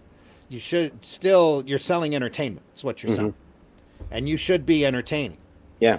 Grand Rapids Comic Con, Mark. Hey, Good Mark. morning. Happy holidays morning. to you. Says, I've always seen shows as a way for people to get exposure for their art and hopefully make enough money to pay for the show. Internet sales and exposure for your Kickstarters need to be considered. Yep. Yeah. He also goes on to say, so true, Randy. A lot of artists use Showtime to doodle and not pay attention to the crowd when they should be hustling. Terry Huddleston is a perfect example of doing it right. And there, finally, someone mentions an artist I can get behind, and Terry is a hustler. Terry, he's in a lot of shows. Usually, when I see Terry's wall of art up, I instantly start passing around the anti-Terry propaganda, just so I can make sure no one goes at the table. Oh, Terry's here! Quickly, give me the black box. No, I do think that's he's a good example though. He hustles. He's always out there meeting fans, shaking hands. People feel like they know him. They go to him. He might not, and they seek him out at shows, and that's good. That's what you want to have. Warm, inviting table, warm, inviting personality. Or even if you are introverted, to have somebody out there who's a little bit more extroverted in order for people to remember. Get yourself. It used to be we had to get a booth girl. If you don't get a booth girl, you could be the booth babe. You can get a friend of yours just a little bit more talkative. And that's back when the shows were a lot more misogynistic too. Yeah. Before it really started being family oriented. Yeah. Now, you don't. You can. Now You you'll can, just upset more people with a booth babe than you will, yeah. I mean, you'll still attract people though, Yeah. Yeah. depending upon how she looks. But Yeah. Just get a booth. Just get a booth wife if you feel. booth wife, is that what it Yeah. is? Just get a booth wife. Just. My wife hates doing shows. She loves reading books. She loves reading comics, but shows just bore her to tears, and she won't do them, especially the longer shows, Yeah. unless we're going out to some city somewhere that she can sneak off during the show and enjoy something else. Yeah. Um. Wow, here's one from Twitch. We don't have to put that on the screen. Please keep a modern a sense of decorum, all of you Twitchers. You don't have to be mean. You don't have to be violent. Just, Yeah. This is. there it is again. Yeah. No. Never there. Yeah. Um. Can we delete those? Good. Yeah. No one can see it. Okay, Yeah. Except for on That's good. Twitch. except for on Twitch. Yeah. All right. Twitch can see it. Yeah, believe me, there. Well, you can stop with the comments now. Have a cone. Have a cone. No, Yeah. never did that. By the way. No, Yeah. nobody else does either. Yeah. Well, not there. Yeah. No. That'd be a bad taste. Yeah, Just yeah. leave a bad taste in your mouth. That's it. So, Randy, Asking for a friend. Okay, friend. Randy, Anyway. did you We're not here to talk about our porn careers. Yeah. Mine is That's a personal preference. Have a cone. Did you see, Randy, that they have Oh, we do have the TV14 banner up. yeah, so it's all TV14 is good. up there, so We need that MA here pretty soon. yeah. TVMA. Which brings me to my new my next thing, a New Year's show. This is what happens when you run that question from that guy about putting secretions in his printing ink 2 episodes in a row. You get Habacone asking serious questions here. Now we're that show. Now we become that show. Yeah. Let's not be that show, or at least let's not have that show. Mhm. Let's make a special time for that show. Well, we say that, but our New Year's show, we make no promises on Yeah. our New Year's show, so Yeah. it could get pretty bad. We're both gonna be drinking. yeah, so it'll be good. yeah. It's I mean that sincerely. yeah. It may I think we said it may make the dark roast look like Sunday mass. Have a cone. That answer would be probably, but you don't want to be around. Just don't smell it or step in it. It's all good. I don't know. I don't know, Randy. Back on point. Are you making any New Year's resolutions for I am. industry? There's New Year's resolutions to talk about. Yeah. All right. Any hints I on what think they're we'd going to also be? make some knowing that we're probably going to break it within a day or so. Yeah. Yeah. Mine is going to be no more cursing, no more swearing, and then Fuck that.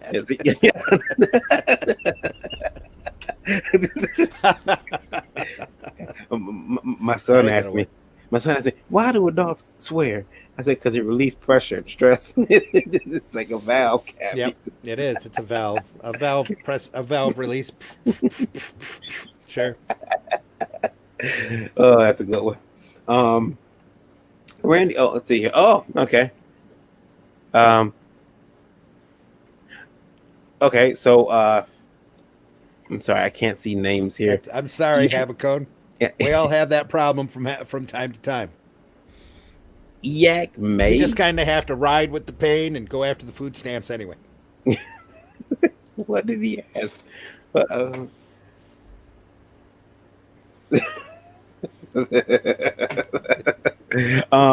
Yak May ask if sorry. He says, "Help! What should I do?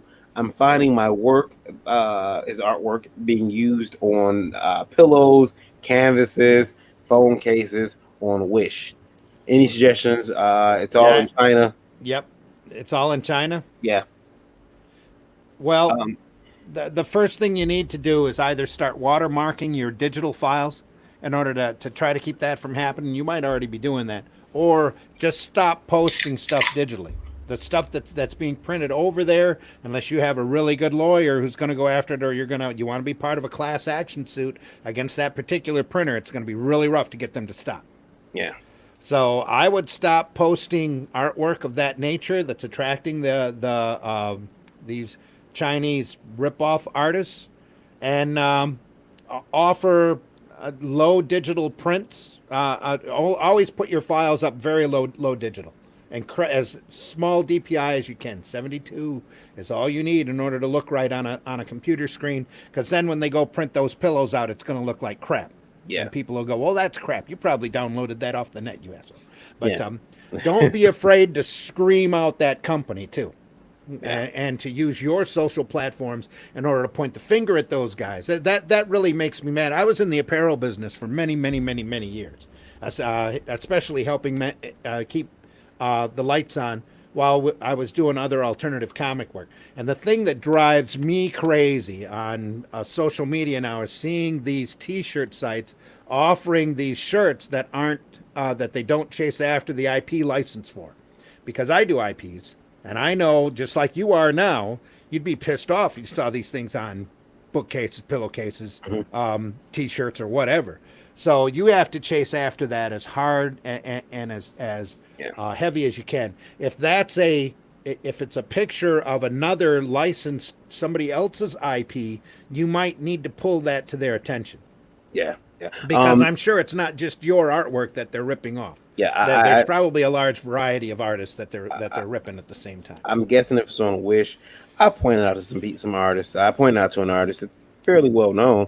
I have his contact information. When I seen his stuff on Wish, I contacted him. I said, "Hey, look, they're selling your artwork on beautifully stretched canvas. I'm about to order some." And and that's only, and you should always do that, because that's only looking out for a friend. Yeah, and he told me, he said, yeah, he says, I'm not surprised, and he said, it's so hard to get them to stop it and stop them from being able to do that, and they don't stop. You tell them, this is my artwork. I do like that. Havacone says, by the way, Bush was behind 7-Eleven, was a part-time job. We all knew. Yeah. I think that if you find your work on Wish, you should probably reach out to Wish, the company, and say, "Hey, this person is selling my artwork." Because Wish is an American company, I believe. I know they have some American, but they. There's a lot of these silly companies out there that are just stepping all over everybody else's IP in order to try to sell a T-shirt and make all the profit. Yeah. That always drives me crazy. I always look for a registered copyright notice on any T-shirt, most any T-shirt or apparel that I buy, unless I know the image or the characters in public domain, and then that's a whole different story. Well, you got some bootleggers out here now that are brazen. They will put the copyright notice on there. Yeah, that's they true will put too. the copyright That's true notice. too. You really have to be careful. Yeah. But yeah, I mean, and with someone stealing your artwork, I feel for you. I do, because that's all money that you should be getting. At least a section of it. Yeah. You might try getting a lawyer and sending a notice over there asking for your share of the royalties. Because I have another local artist who had somebody like a state or two over decide to start using their artwork in order to promote their Halloween haunted house and their stuff, and he got a hold of them and said, "Hey, that's my artwork you're using." And they went, "Oh, okay, we'll take it down." He says, "No, I don't care if you use it or not. I just want to be paid for it. Yeah. Just send me such and such a royalty fee, and we'll call it good. We don't have to get lawyers involved. Just pay me." Yeah. It's not that he wouldn't let him use it. It's just that, he wants to be compensated for the hard work that he's done. Ryan says, if people are buying the bootleg, it's time to start pushing your merch. Yeah. I mean, that too. Absolutely. Hey, don't get it from this guy. Get it right from me, and you know what? I'll sign it for you. I've got an indelible pen. Yeah. Here you go. Or I'll throw a free print in that nobody else will get, that nobody has seen yet, because it's awesome and it looks really good. Yeah, don't buy from them. Buy from me. Exactly. You'll get it quicker. You order from China, it's gonna be weeks. You order from me, and it's gonna be here in a week And and a half. you can always look at that from the angle that it is flattering that they felt that your artwork was good enough to start putting on material. So, Yeah. like Ryan said, it's probably time to start thinking about doing that, Yeah. or approaching somebody legitimate here in the States that'll do that for you. There's a lot of great online sites too that do apparel and stuff of your IP that you get that you set up. You get a royalty check for. Right. And you know, it's it might be, you know, figure out. I mean, you know, if they're selling artwork with your stuff on and they're selling it, that means people are out there looking for your artwork, or they like your art and they're ready to you know, you need to get your artwork on those pillows and stretch canvases and phone cases and everything, because otherwise you're gonna be missing the boat on your own opportunity. um, let's see. You guys into David Cho's art? Don't encourage him. Havacone, the answer is we're not that big to sponsor a team. But thanks for asking. Yeah. We like Frank Cho's artwork. We have yet to be monetized. So we're not that big. We're not that big. Though we do have a large audience on IndieVolt Radio that we deeply appreciate. Yeah, and let me look at the number for that. Hold on, give me 1 second. I will look up the numbers. IndieVolt Radio, we are at, hey, there we go. Randy, we are at, on IndieVolt Radio, we are, once again, 1017, 1017, that's bigger than last week. 1,017 listeners. Our Thursday, over here in the States, our Thursday morning crowd pulls in. Thank you so much, IndieVolt Radio. Which is pretty cool. So we have that is downright awesome. Thank you so much. And you know, we should plan for next week when things are slow, or the week after, right after the New Year's, doing that comics around the world show. Yeah, I think that would be really good to do. Yeah, we could do that. It's not something a lot of people over here are talking about. I mean, here in the States do, you know, talk about their favorite international property. They'll all say they have the world's best comics, though. Who what? They'll all say they have the world's best comics. They'll all say it. Which law?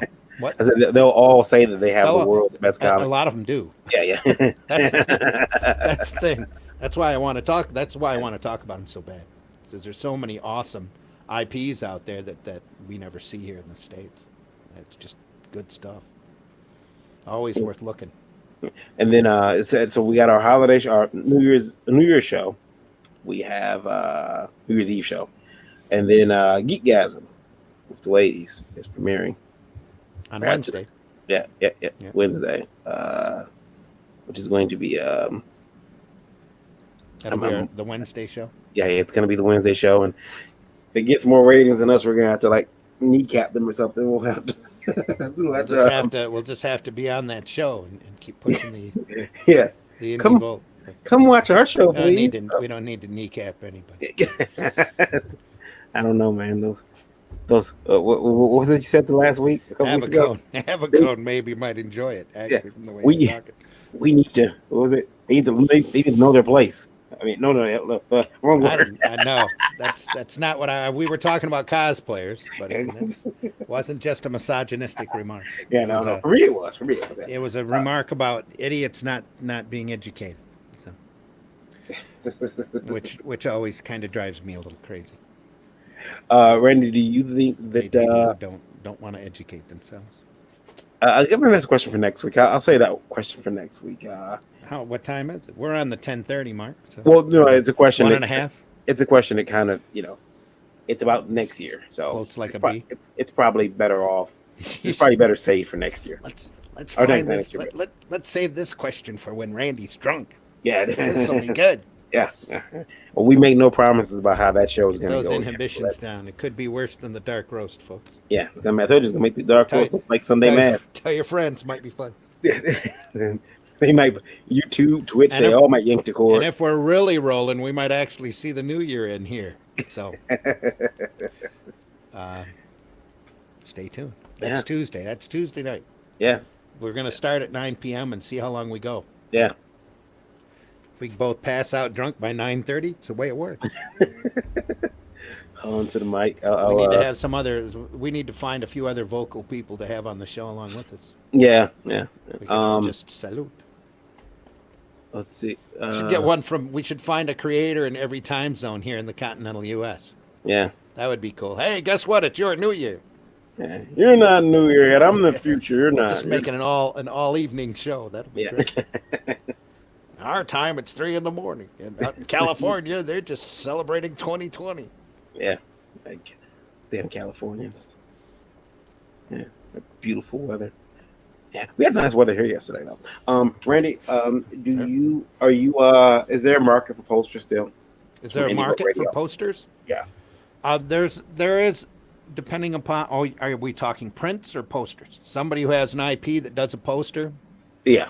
Like There might full-size be a poster. market. There might be a market for that, but somebody who does the great print wall, from what I understand, the market for that is dropping pretty sincerely. There are less and less print vendors out there than I've seen in a long time, depending upon the show you go to. Mhm. So, and a lot of those print guys are looking at doing their own comics or, moving on to other things. So, Yeah, I wonder if I should go back to doing full size posters. See, I have the printer for it, but yeah, take full 22 by 36. Yep. I can go bigger. I can even get bigger than that. Yeah, that'd be pretty cool. So yeah, next week our New Year's Eve show. Somebody jump into the chat, will you? Hopefully. Are you sure they can't see the Twitch remarks? No, they can't. No one can see it. I'm pretty sure on Twitch they can. I'm pretty sure on Twitch they can, but Yeah, not here. Well, Twitch isn't going to get us into trouble, are they? No. What are they going to do? Demonetize us? No. For Twitch? You see my Twitch finger shake. Ooh. Trust me, if they haven't demonetized Jeremy Treese, then I'm fine. We're fine. We're fine. Yeah, we're fine. We're fine. Also, Randy, another one. Everything's perfectly all right now. We're fine. We're all fine here now. Thank you. Anyway, Um, did we ever ask Havacon what his favorite Marvel character is? He might actually give us a good response. he might. Oh, not after that last remark. Anyway. Okay. Anyway,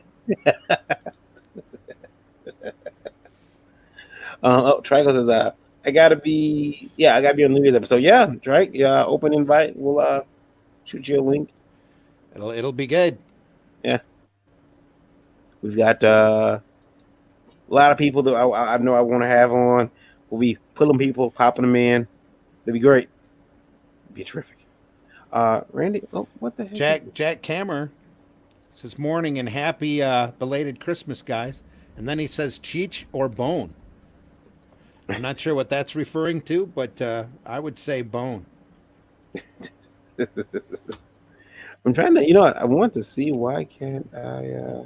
At least as far as comics go.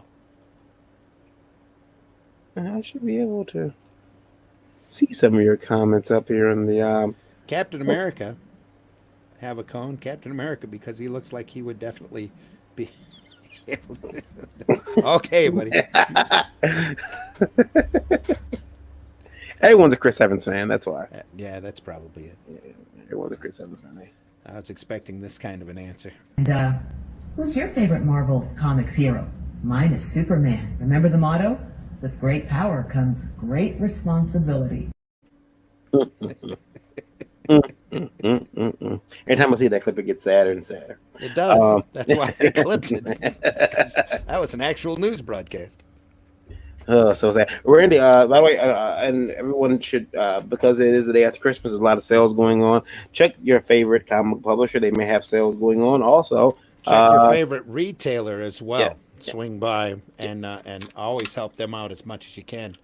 Yep. And there's also you might be able to go to if you are a creator, going to some of the art stores. You can find deals and sales on all type of art supplies. 11 by 17 Bristol board.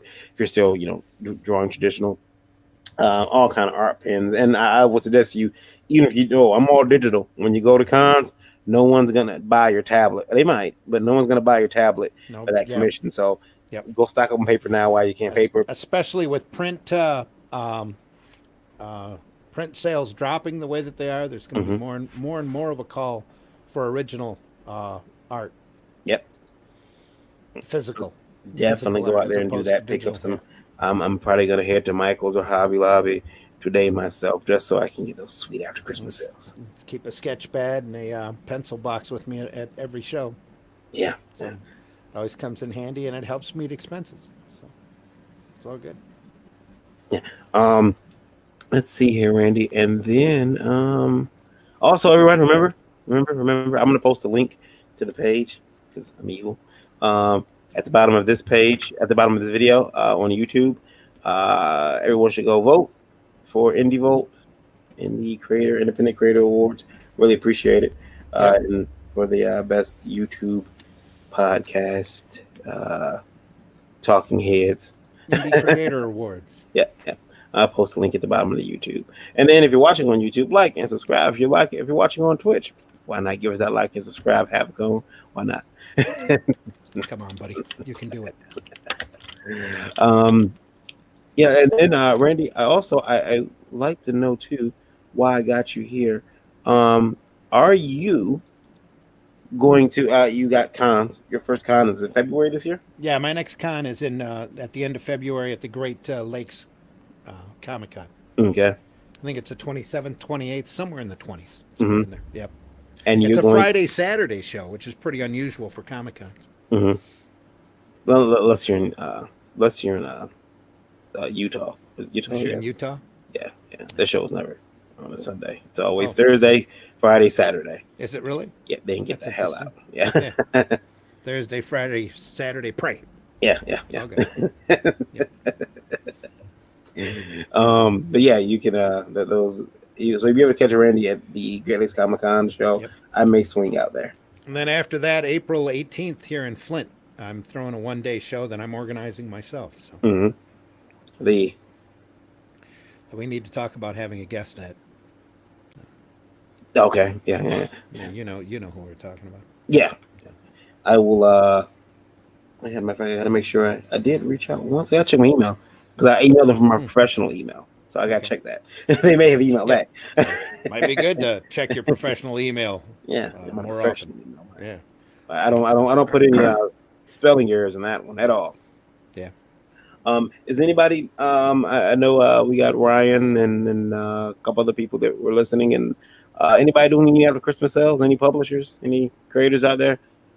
30% off your back stock for Christmas. Let us know in the chat if you're out there. Gotta get those comics moving.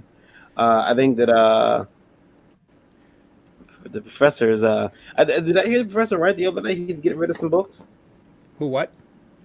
But the Which professor professor? strike the other day. I was out the chat and I stepped in at the last minute, but he said he's getting rid of some indie books. I believe I was going to mention that now that it's after Christmas, January and February are probably the two thinnest months for your local retail shop. So if you can, swing out there and look through their boxes and see. You can probably catch some awesome sales, especially on books and stuff that the retailers had sitting around for a while. So Yeah. could be an ample time to go out and do a little hardcore shopping.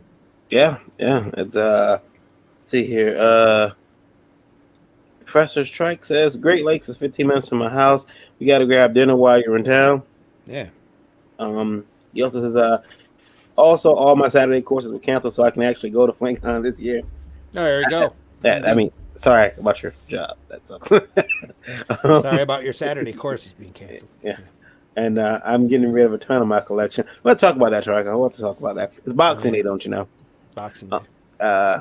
Unless you're in wherever country that was. I think it might have been the UK, where you just have to No, I'm pretty sure the UK has Boxing Day. Yeah. It's kind of an English thing. Um, Same thing with Australia. yeah. Only with kangaroos. Randy, Trico, have you been to They can balance on the their public house? It's over. It's down that way. I took Randy there last year after Great Lakes Comic Con, and I was surprised he made it back the next morning because they picked up his burger. There was a nice waterfall of grease. Well, if you know me and you know my size, eating has not ever been a problem. It was good. It was all funny good. because it was a lot of grease in his burger, and it was Oh, cool. it was dripping. Yeah. That just meant it was good. Um, Extra taste. Also, my Saturday courses with Kansas. I can. Okay, there, you wrote that already. Okay, and then Ryan says, would love to table at FlintCon. Yeah, We'll Ryan. see. You, yeah. Give me a call, or send me an email, uh, especially around March once I get a better idea of who's coming and who's not coming and where the tables sit. If I have extra tables, definitely Ryan, definitely. Yeah, or Ryan be cool to have there. He's always Not mine. Have a cone. not mine. I mean the maybe Lola's. Um, Joshua Perry says, "Oh snap." um, yeah, let's see here. I think that we have, let's see, a couple more minutes online. I'm trying to. I've actually gone through all the questions that we had that were from IndieVolt Did you? Radio. You're done with questions? Yeah, yeah. Oh, come on, IndieVolt Radio people, give us a question. You have to Um, have a serious question here, not like Avacone. It's flooding our chat with all sorts of silly things. Silly things. Randy, are you going to? Oh, let's see here. After April, my next show is at the end of June up in Saginaw. I'm throwing another one-day show up there. The last year's was so good, we had to do it again. And then You know, after that, who knows? I go where I'm invited. I think in Grand Rapids Con probably, but after that, I have no idea. short couple of days here, I'm off to New Orleans. Yeah, you are. Um, yeah. Whereabouts after that? Um, MegaCon? after Wizard World New Orleans, no, I'm gonna come home. There's another little small con that is that in January that anyone was invited to.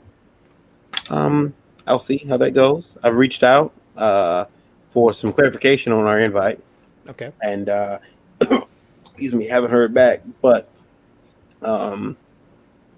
it's a holiday, so I don't think I'll hear back until sometime next. Oh, yeah. Nobody does business between now and New Year's. Yeah. What are you, crazy? You're an artist.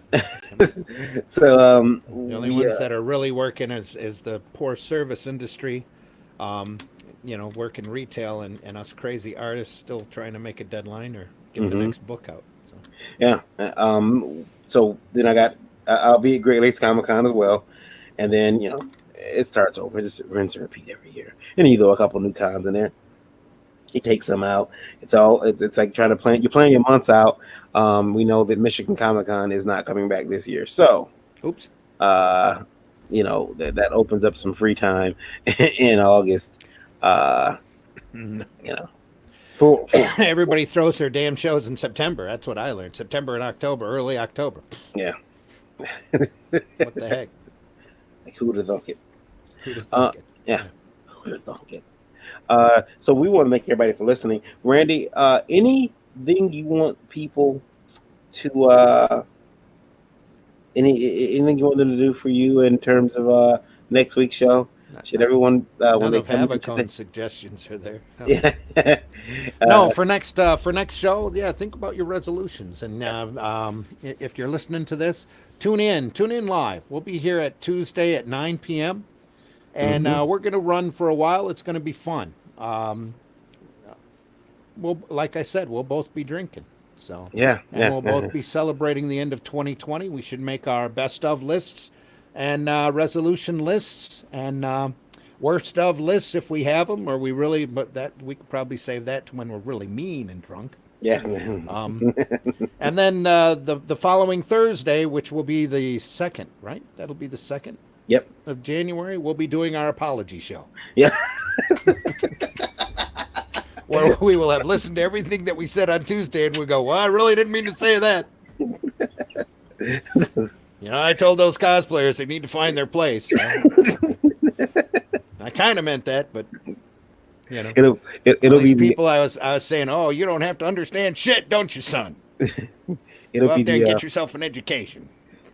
it'll be the show that has a nice sympathetic music backtrack to it. Nice piano. We got that. We're not going to be shut off by freaking Facebook. Oh, you're too close to somebody's songs. We're going to mute you. Yeah, no, I'll make sure it's royalty free. I'll pay for it after. Yeah. A nice little soft piano in the background so that we can fall asleep faster when we Get too drunk? Is that what it is?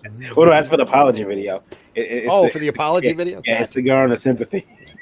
Figuring our schedule today. First show's Astronomicon at Byron Center RecCon, the second week of Feb. Yeah.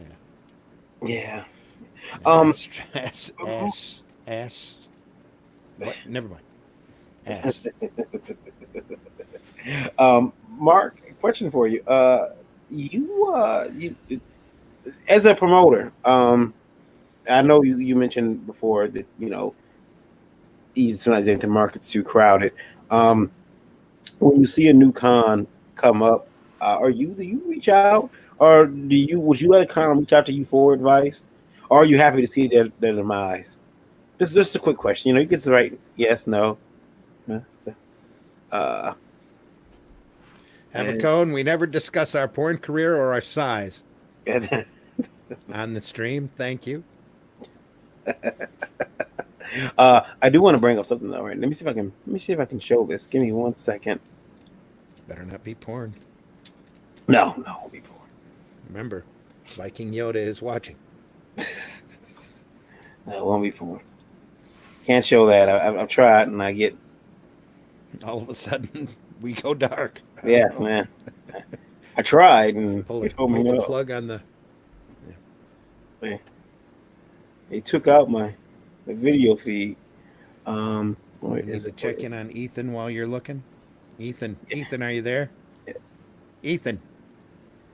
Oh man, he must be sleeping. Oh no, he said he was out signing books today. That's what it is. That's why he's not in. I wanted to bring up our breakfast show because was it on one question? Especially, I always judge the new shows when they happen. Haven't heard of any new ones yet this year. Yeah, I was wondering, like, would anyone ever say, "Hey, when the people cancel their shows, would you?" Yeah. Don't like to see shows die, but then again, it's just part of business. Who knows? Who could be next? Yeah. That's very true. From the radio show, we did have someone write in. They want to know, would Lola sell her clothing to them? That's not a question we want to discuss on this show. They want to buy her Santa outfit from okay from our Christmas extravaganza show. Yeah, from Tuesday's broadcast or podcast. Yeah. Gotcha. Yeah. And I don't know why. I mean, it's just an outfit. I'll have to ask her. We'll have to ask her later. I would say no. Yeah. Yeah, I think that. You know what's funny about that? The background is that was still up today when he signed in. Did you notice that? What? The background, that Christmas background from. Yeah. I thought you were going to talk about our thumbnail because I saw our thumbnail on YouTube and it was the man baby picture. Yeah, that was still up. That's great. I thought it was the weirdest thing. And now, there we go. Yeah, like now I confuse myself. People think we're replaying the same show, but right now, yeah. Or we could always switch the backgrounds if you want to go back to. No. I'm not against it. We're going to have snow for the next 2 months anyway. Up here, we're in Michigan. We're lucky to have our 50-degree weather outside now. Yeah. Yeah. That is the wrong opening, my friend. It's our Tuesday show. Yeah, I just thought about that. So that's me in that one. So it doesn't. Ralph says many promoters don't have a clue on promotion or advertising their show. Well, yeah, of course they don't. No. They're kind of new to that, if they're new to it. Yeah, they Comic-Con promoters, that is. He says, Grand Rapids Mark says, looking at over 50 shows this year. Have to slow it down a little bit. Yeah. Yeah, that's got to be all over the place, not just here locally in Michigan. So. No, yeah, that's too many shows. I don't know if I can do 50 shows. At least you're not doing 132 though. 132 in 1 year, yeah. Oh man. So we're going to get out here for the weekend, guys. But again, we always say this: bearing no, breaking news in the industry. So make sure that you are here with us on Christmas Eve. New Year's Eve. For our You special. think you're going to have another announcement about your the Buzz Box on New Year's Eve? I do. Okay. I do. I think I'll have another one, and I do think that who knows? Might even have two. There's also going to be an iNDIEVOLT TV announcement. One at a time. Yeah. And There's going to be iNDIEVOLT TV announcement. Just signed the contract day before Christmas, so we're going to announce that on Christmas. It's iNDIEVOLT TV announcement. Wow. Ralph says they had a show last week in the Downriver Con. Total attendance was 16 people. That's not good. I never even knew there was one going on. Yeah. Christmas shows are very difficult. Very difficult. Yeah. I know that 16 people. Mark, is 16 people? Is that the Def Nail 4 show? Says he passes out cards at every show. They have cards for 2020 already. 2020 already. Yeah. Yep.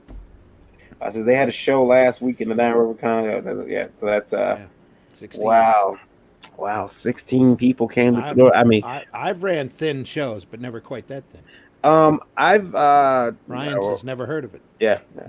I've heard of Downriver Con. I was I think I got a couple of emails for that too a long time ago. Yeah, I was approached to do it by them, and we didn't. I remember it having a someone said that it wasn't a good show to do. That it wasn't. I know someone said too that the people who were making the show were scammers or something like that.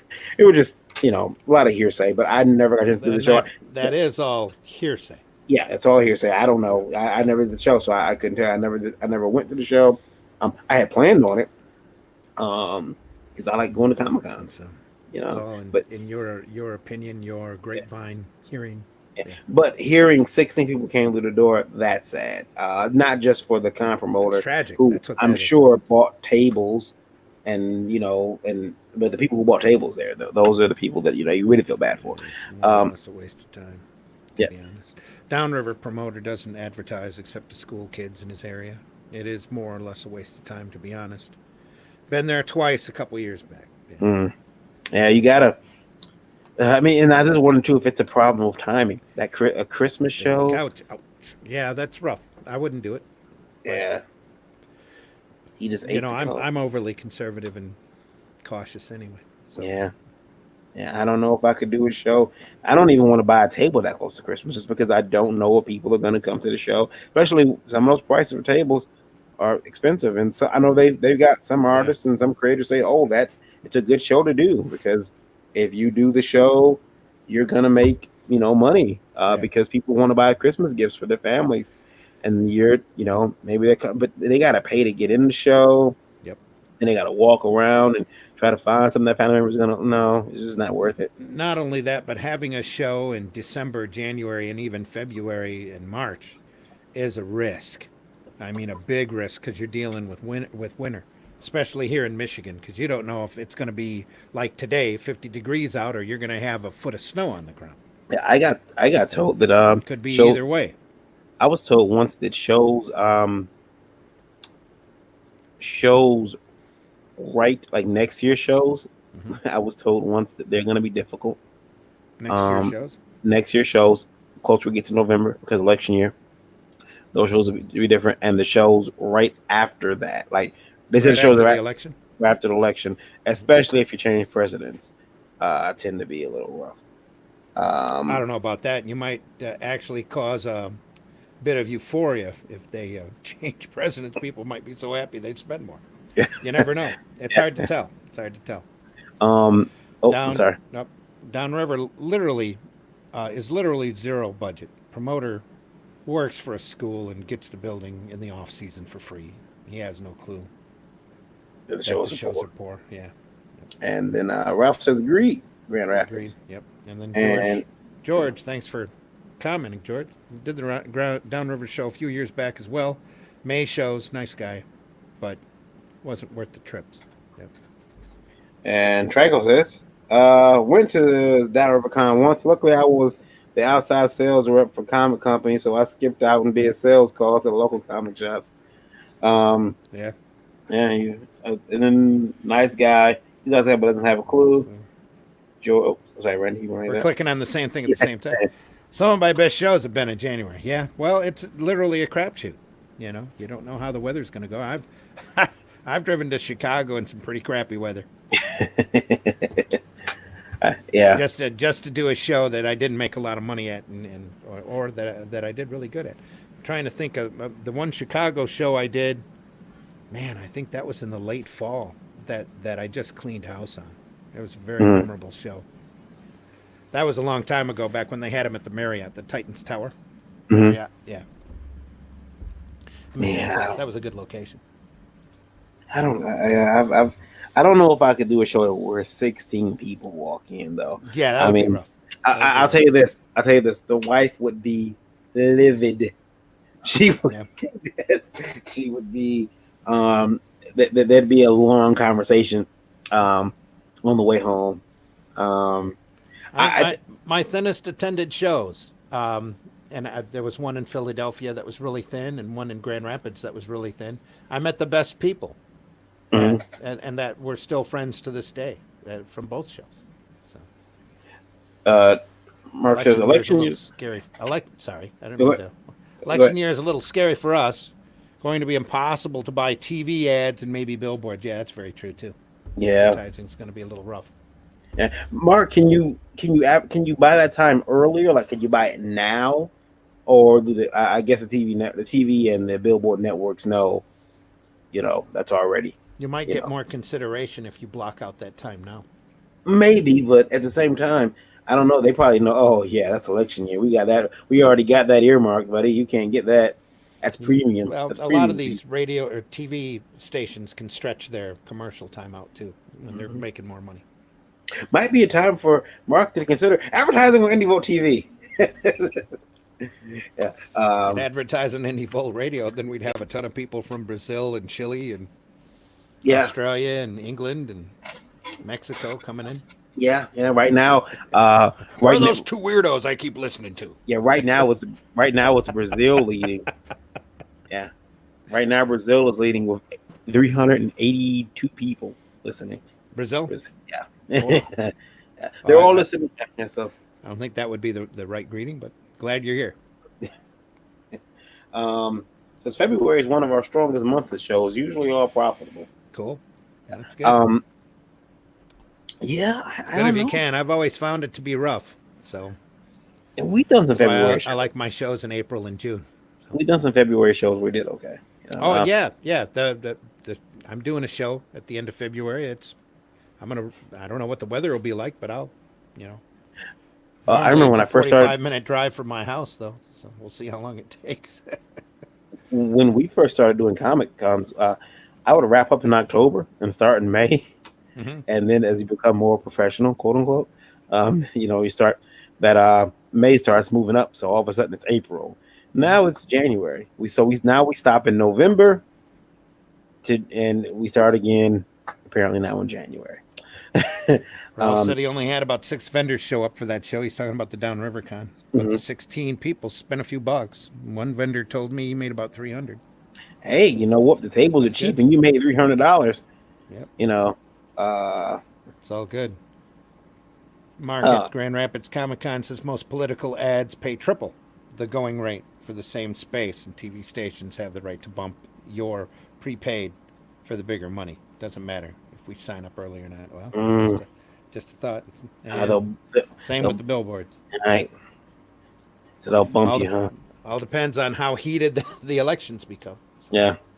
Too bad we're not electing a new governor again. But anyway, that one was a mistake, wasn't it? But that's just my opinion. $500,000 in pot sales, and the freaking state's making everybody jump through every freaking hoop and pay every freaking license in order to get their tax money. Just anyway. Yeah, she may have lied to us. Pot for potholes. That's my motto. Pot for potholes. Mm-hmm. I'm waiting for car insurance to go down. Might have lied just a little bit. I was promised cheaper car insurance here in Michigan, and it hasn't happened yet. Then again, Hillary told us that she'd never forget our state. So We'll see how that's done. Anyway, that's all the politics we have for today, folks. Sorry to make you run. So Randy, let me put up our advertising. Our advertising. We advertise here on this show, and you guys are welcome to do it too. Because if you want to write in a question to us, though, you can do so at IndieVolt Live at indievolt.com. Please include the IndieVolt in live in the subject field, and keep those emails to 90 words or less, and avoid typos, because I'm just going to make graphics of them, and I won't do any spell checking. I just won't do it. Makes sense. Makes sense. Refuse. Also, you've heard us talking about it, IndieVolt Radio. You can get IndieVolt Radio and listen to us pretty much all the time. But you can also listen to music too, because IndieVolt Radio is a perfect companion to our official website, indievolt.com.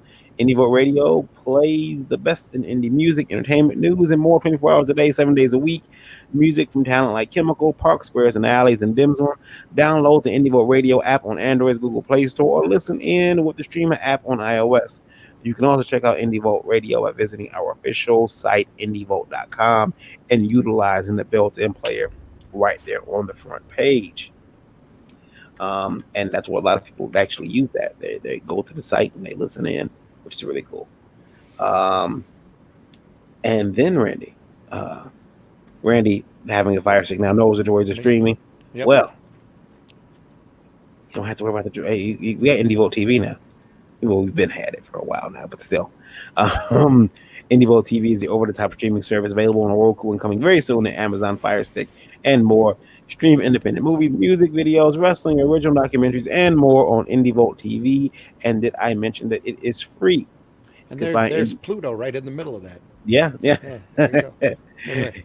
You can find IndieVolt TV by searching the channel store on your Roku device or Roku-enabled television. Yeah, we are. Good. You know, we're in competition with Pluto. No, we're not. We're not. They have an awesome product. Okay. But yeah, and if you do sign up for our IndieVolt TV, again, it's free. And there is some big announcements coming about that. We're going to announce that on the New Year's Eve special. 2020 is going to be the biggest year ever. Yeah. All right, so we want to thank everybody for joining us. We will see you back here Tuesday, 9 o'clock for the New Year's special. Book your seats now. Book your seats now. Plan that out. Yeah, you're going to want to listen to it live too. Yeah. Please like and subscribe if you're watching on YouTube, because we might just pull it off of YouTube if we get really bad. Yeah. You might want to listen to it live. Yeah. Just in case it's a little too drunk, too dark roast. Yeah. I told you. We'll still try to keep a level of decor. It's gonna make the dark roast look like Christmas Mass. Well, we make no promises. We're gonna try to do our best. We'll have the TVMA up by that time. Yeah. So yeah. It'll be we might be using some words that your moms might not want to listen to. Yeah, but headphones, everyone. Headphones. Yep. Five Below has headphones. You can go grab them. Yep. All right, Randy. We appreciate each and every one of you listening, especially on the IndieVolt Radio outside of the United States. We love listening to you and hearing or listening that you're listening. We love hearing from you. Yep. So please keep up the great work. Thanks everyone for being here. All right. Have a good weekend, everybody. You all. Yep. We'll see you soon. Have a good weekend. Yeah, and remember, go out there and buy some comics. Yes. Please. Buy some comics. Thanks for being here.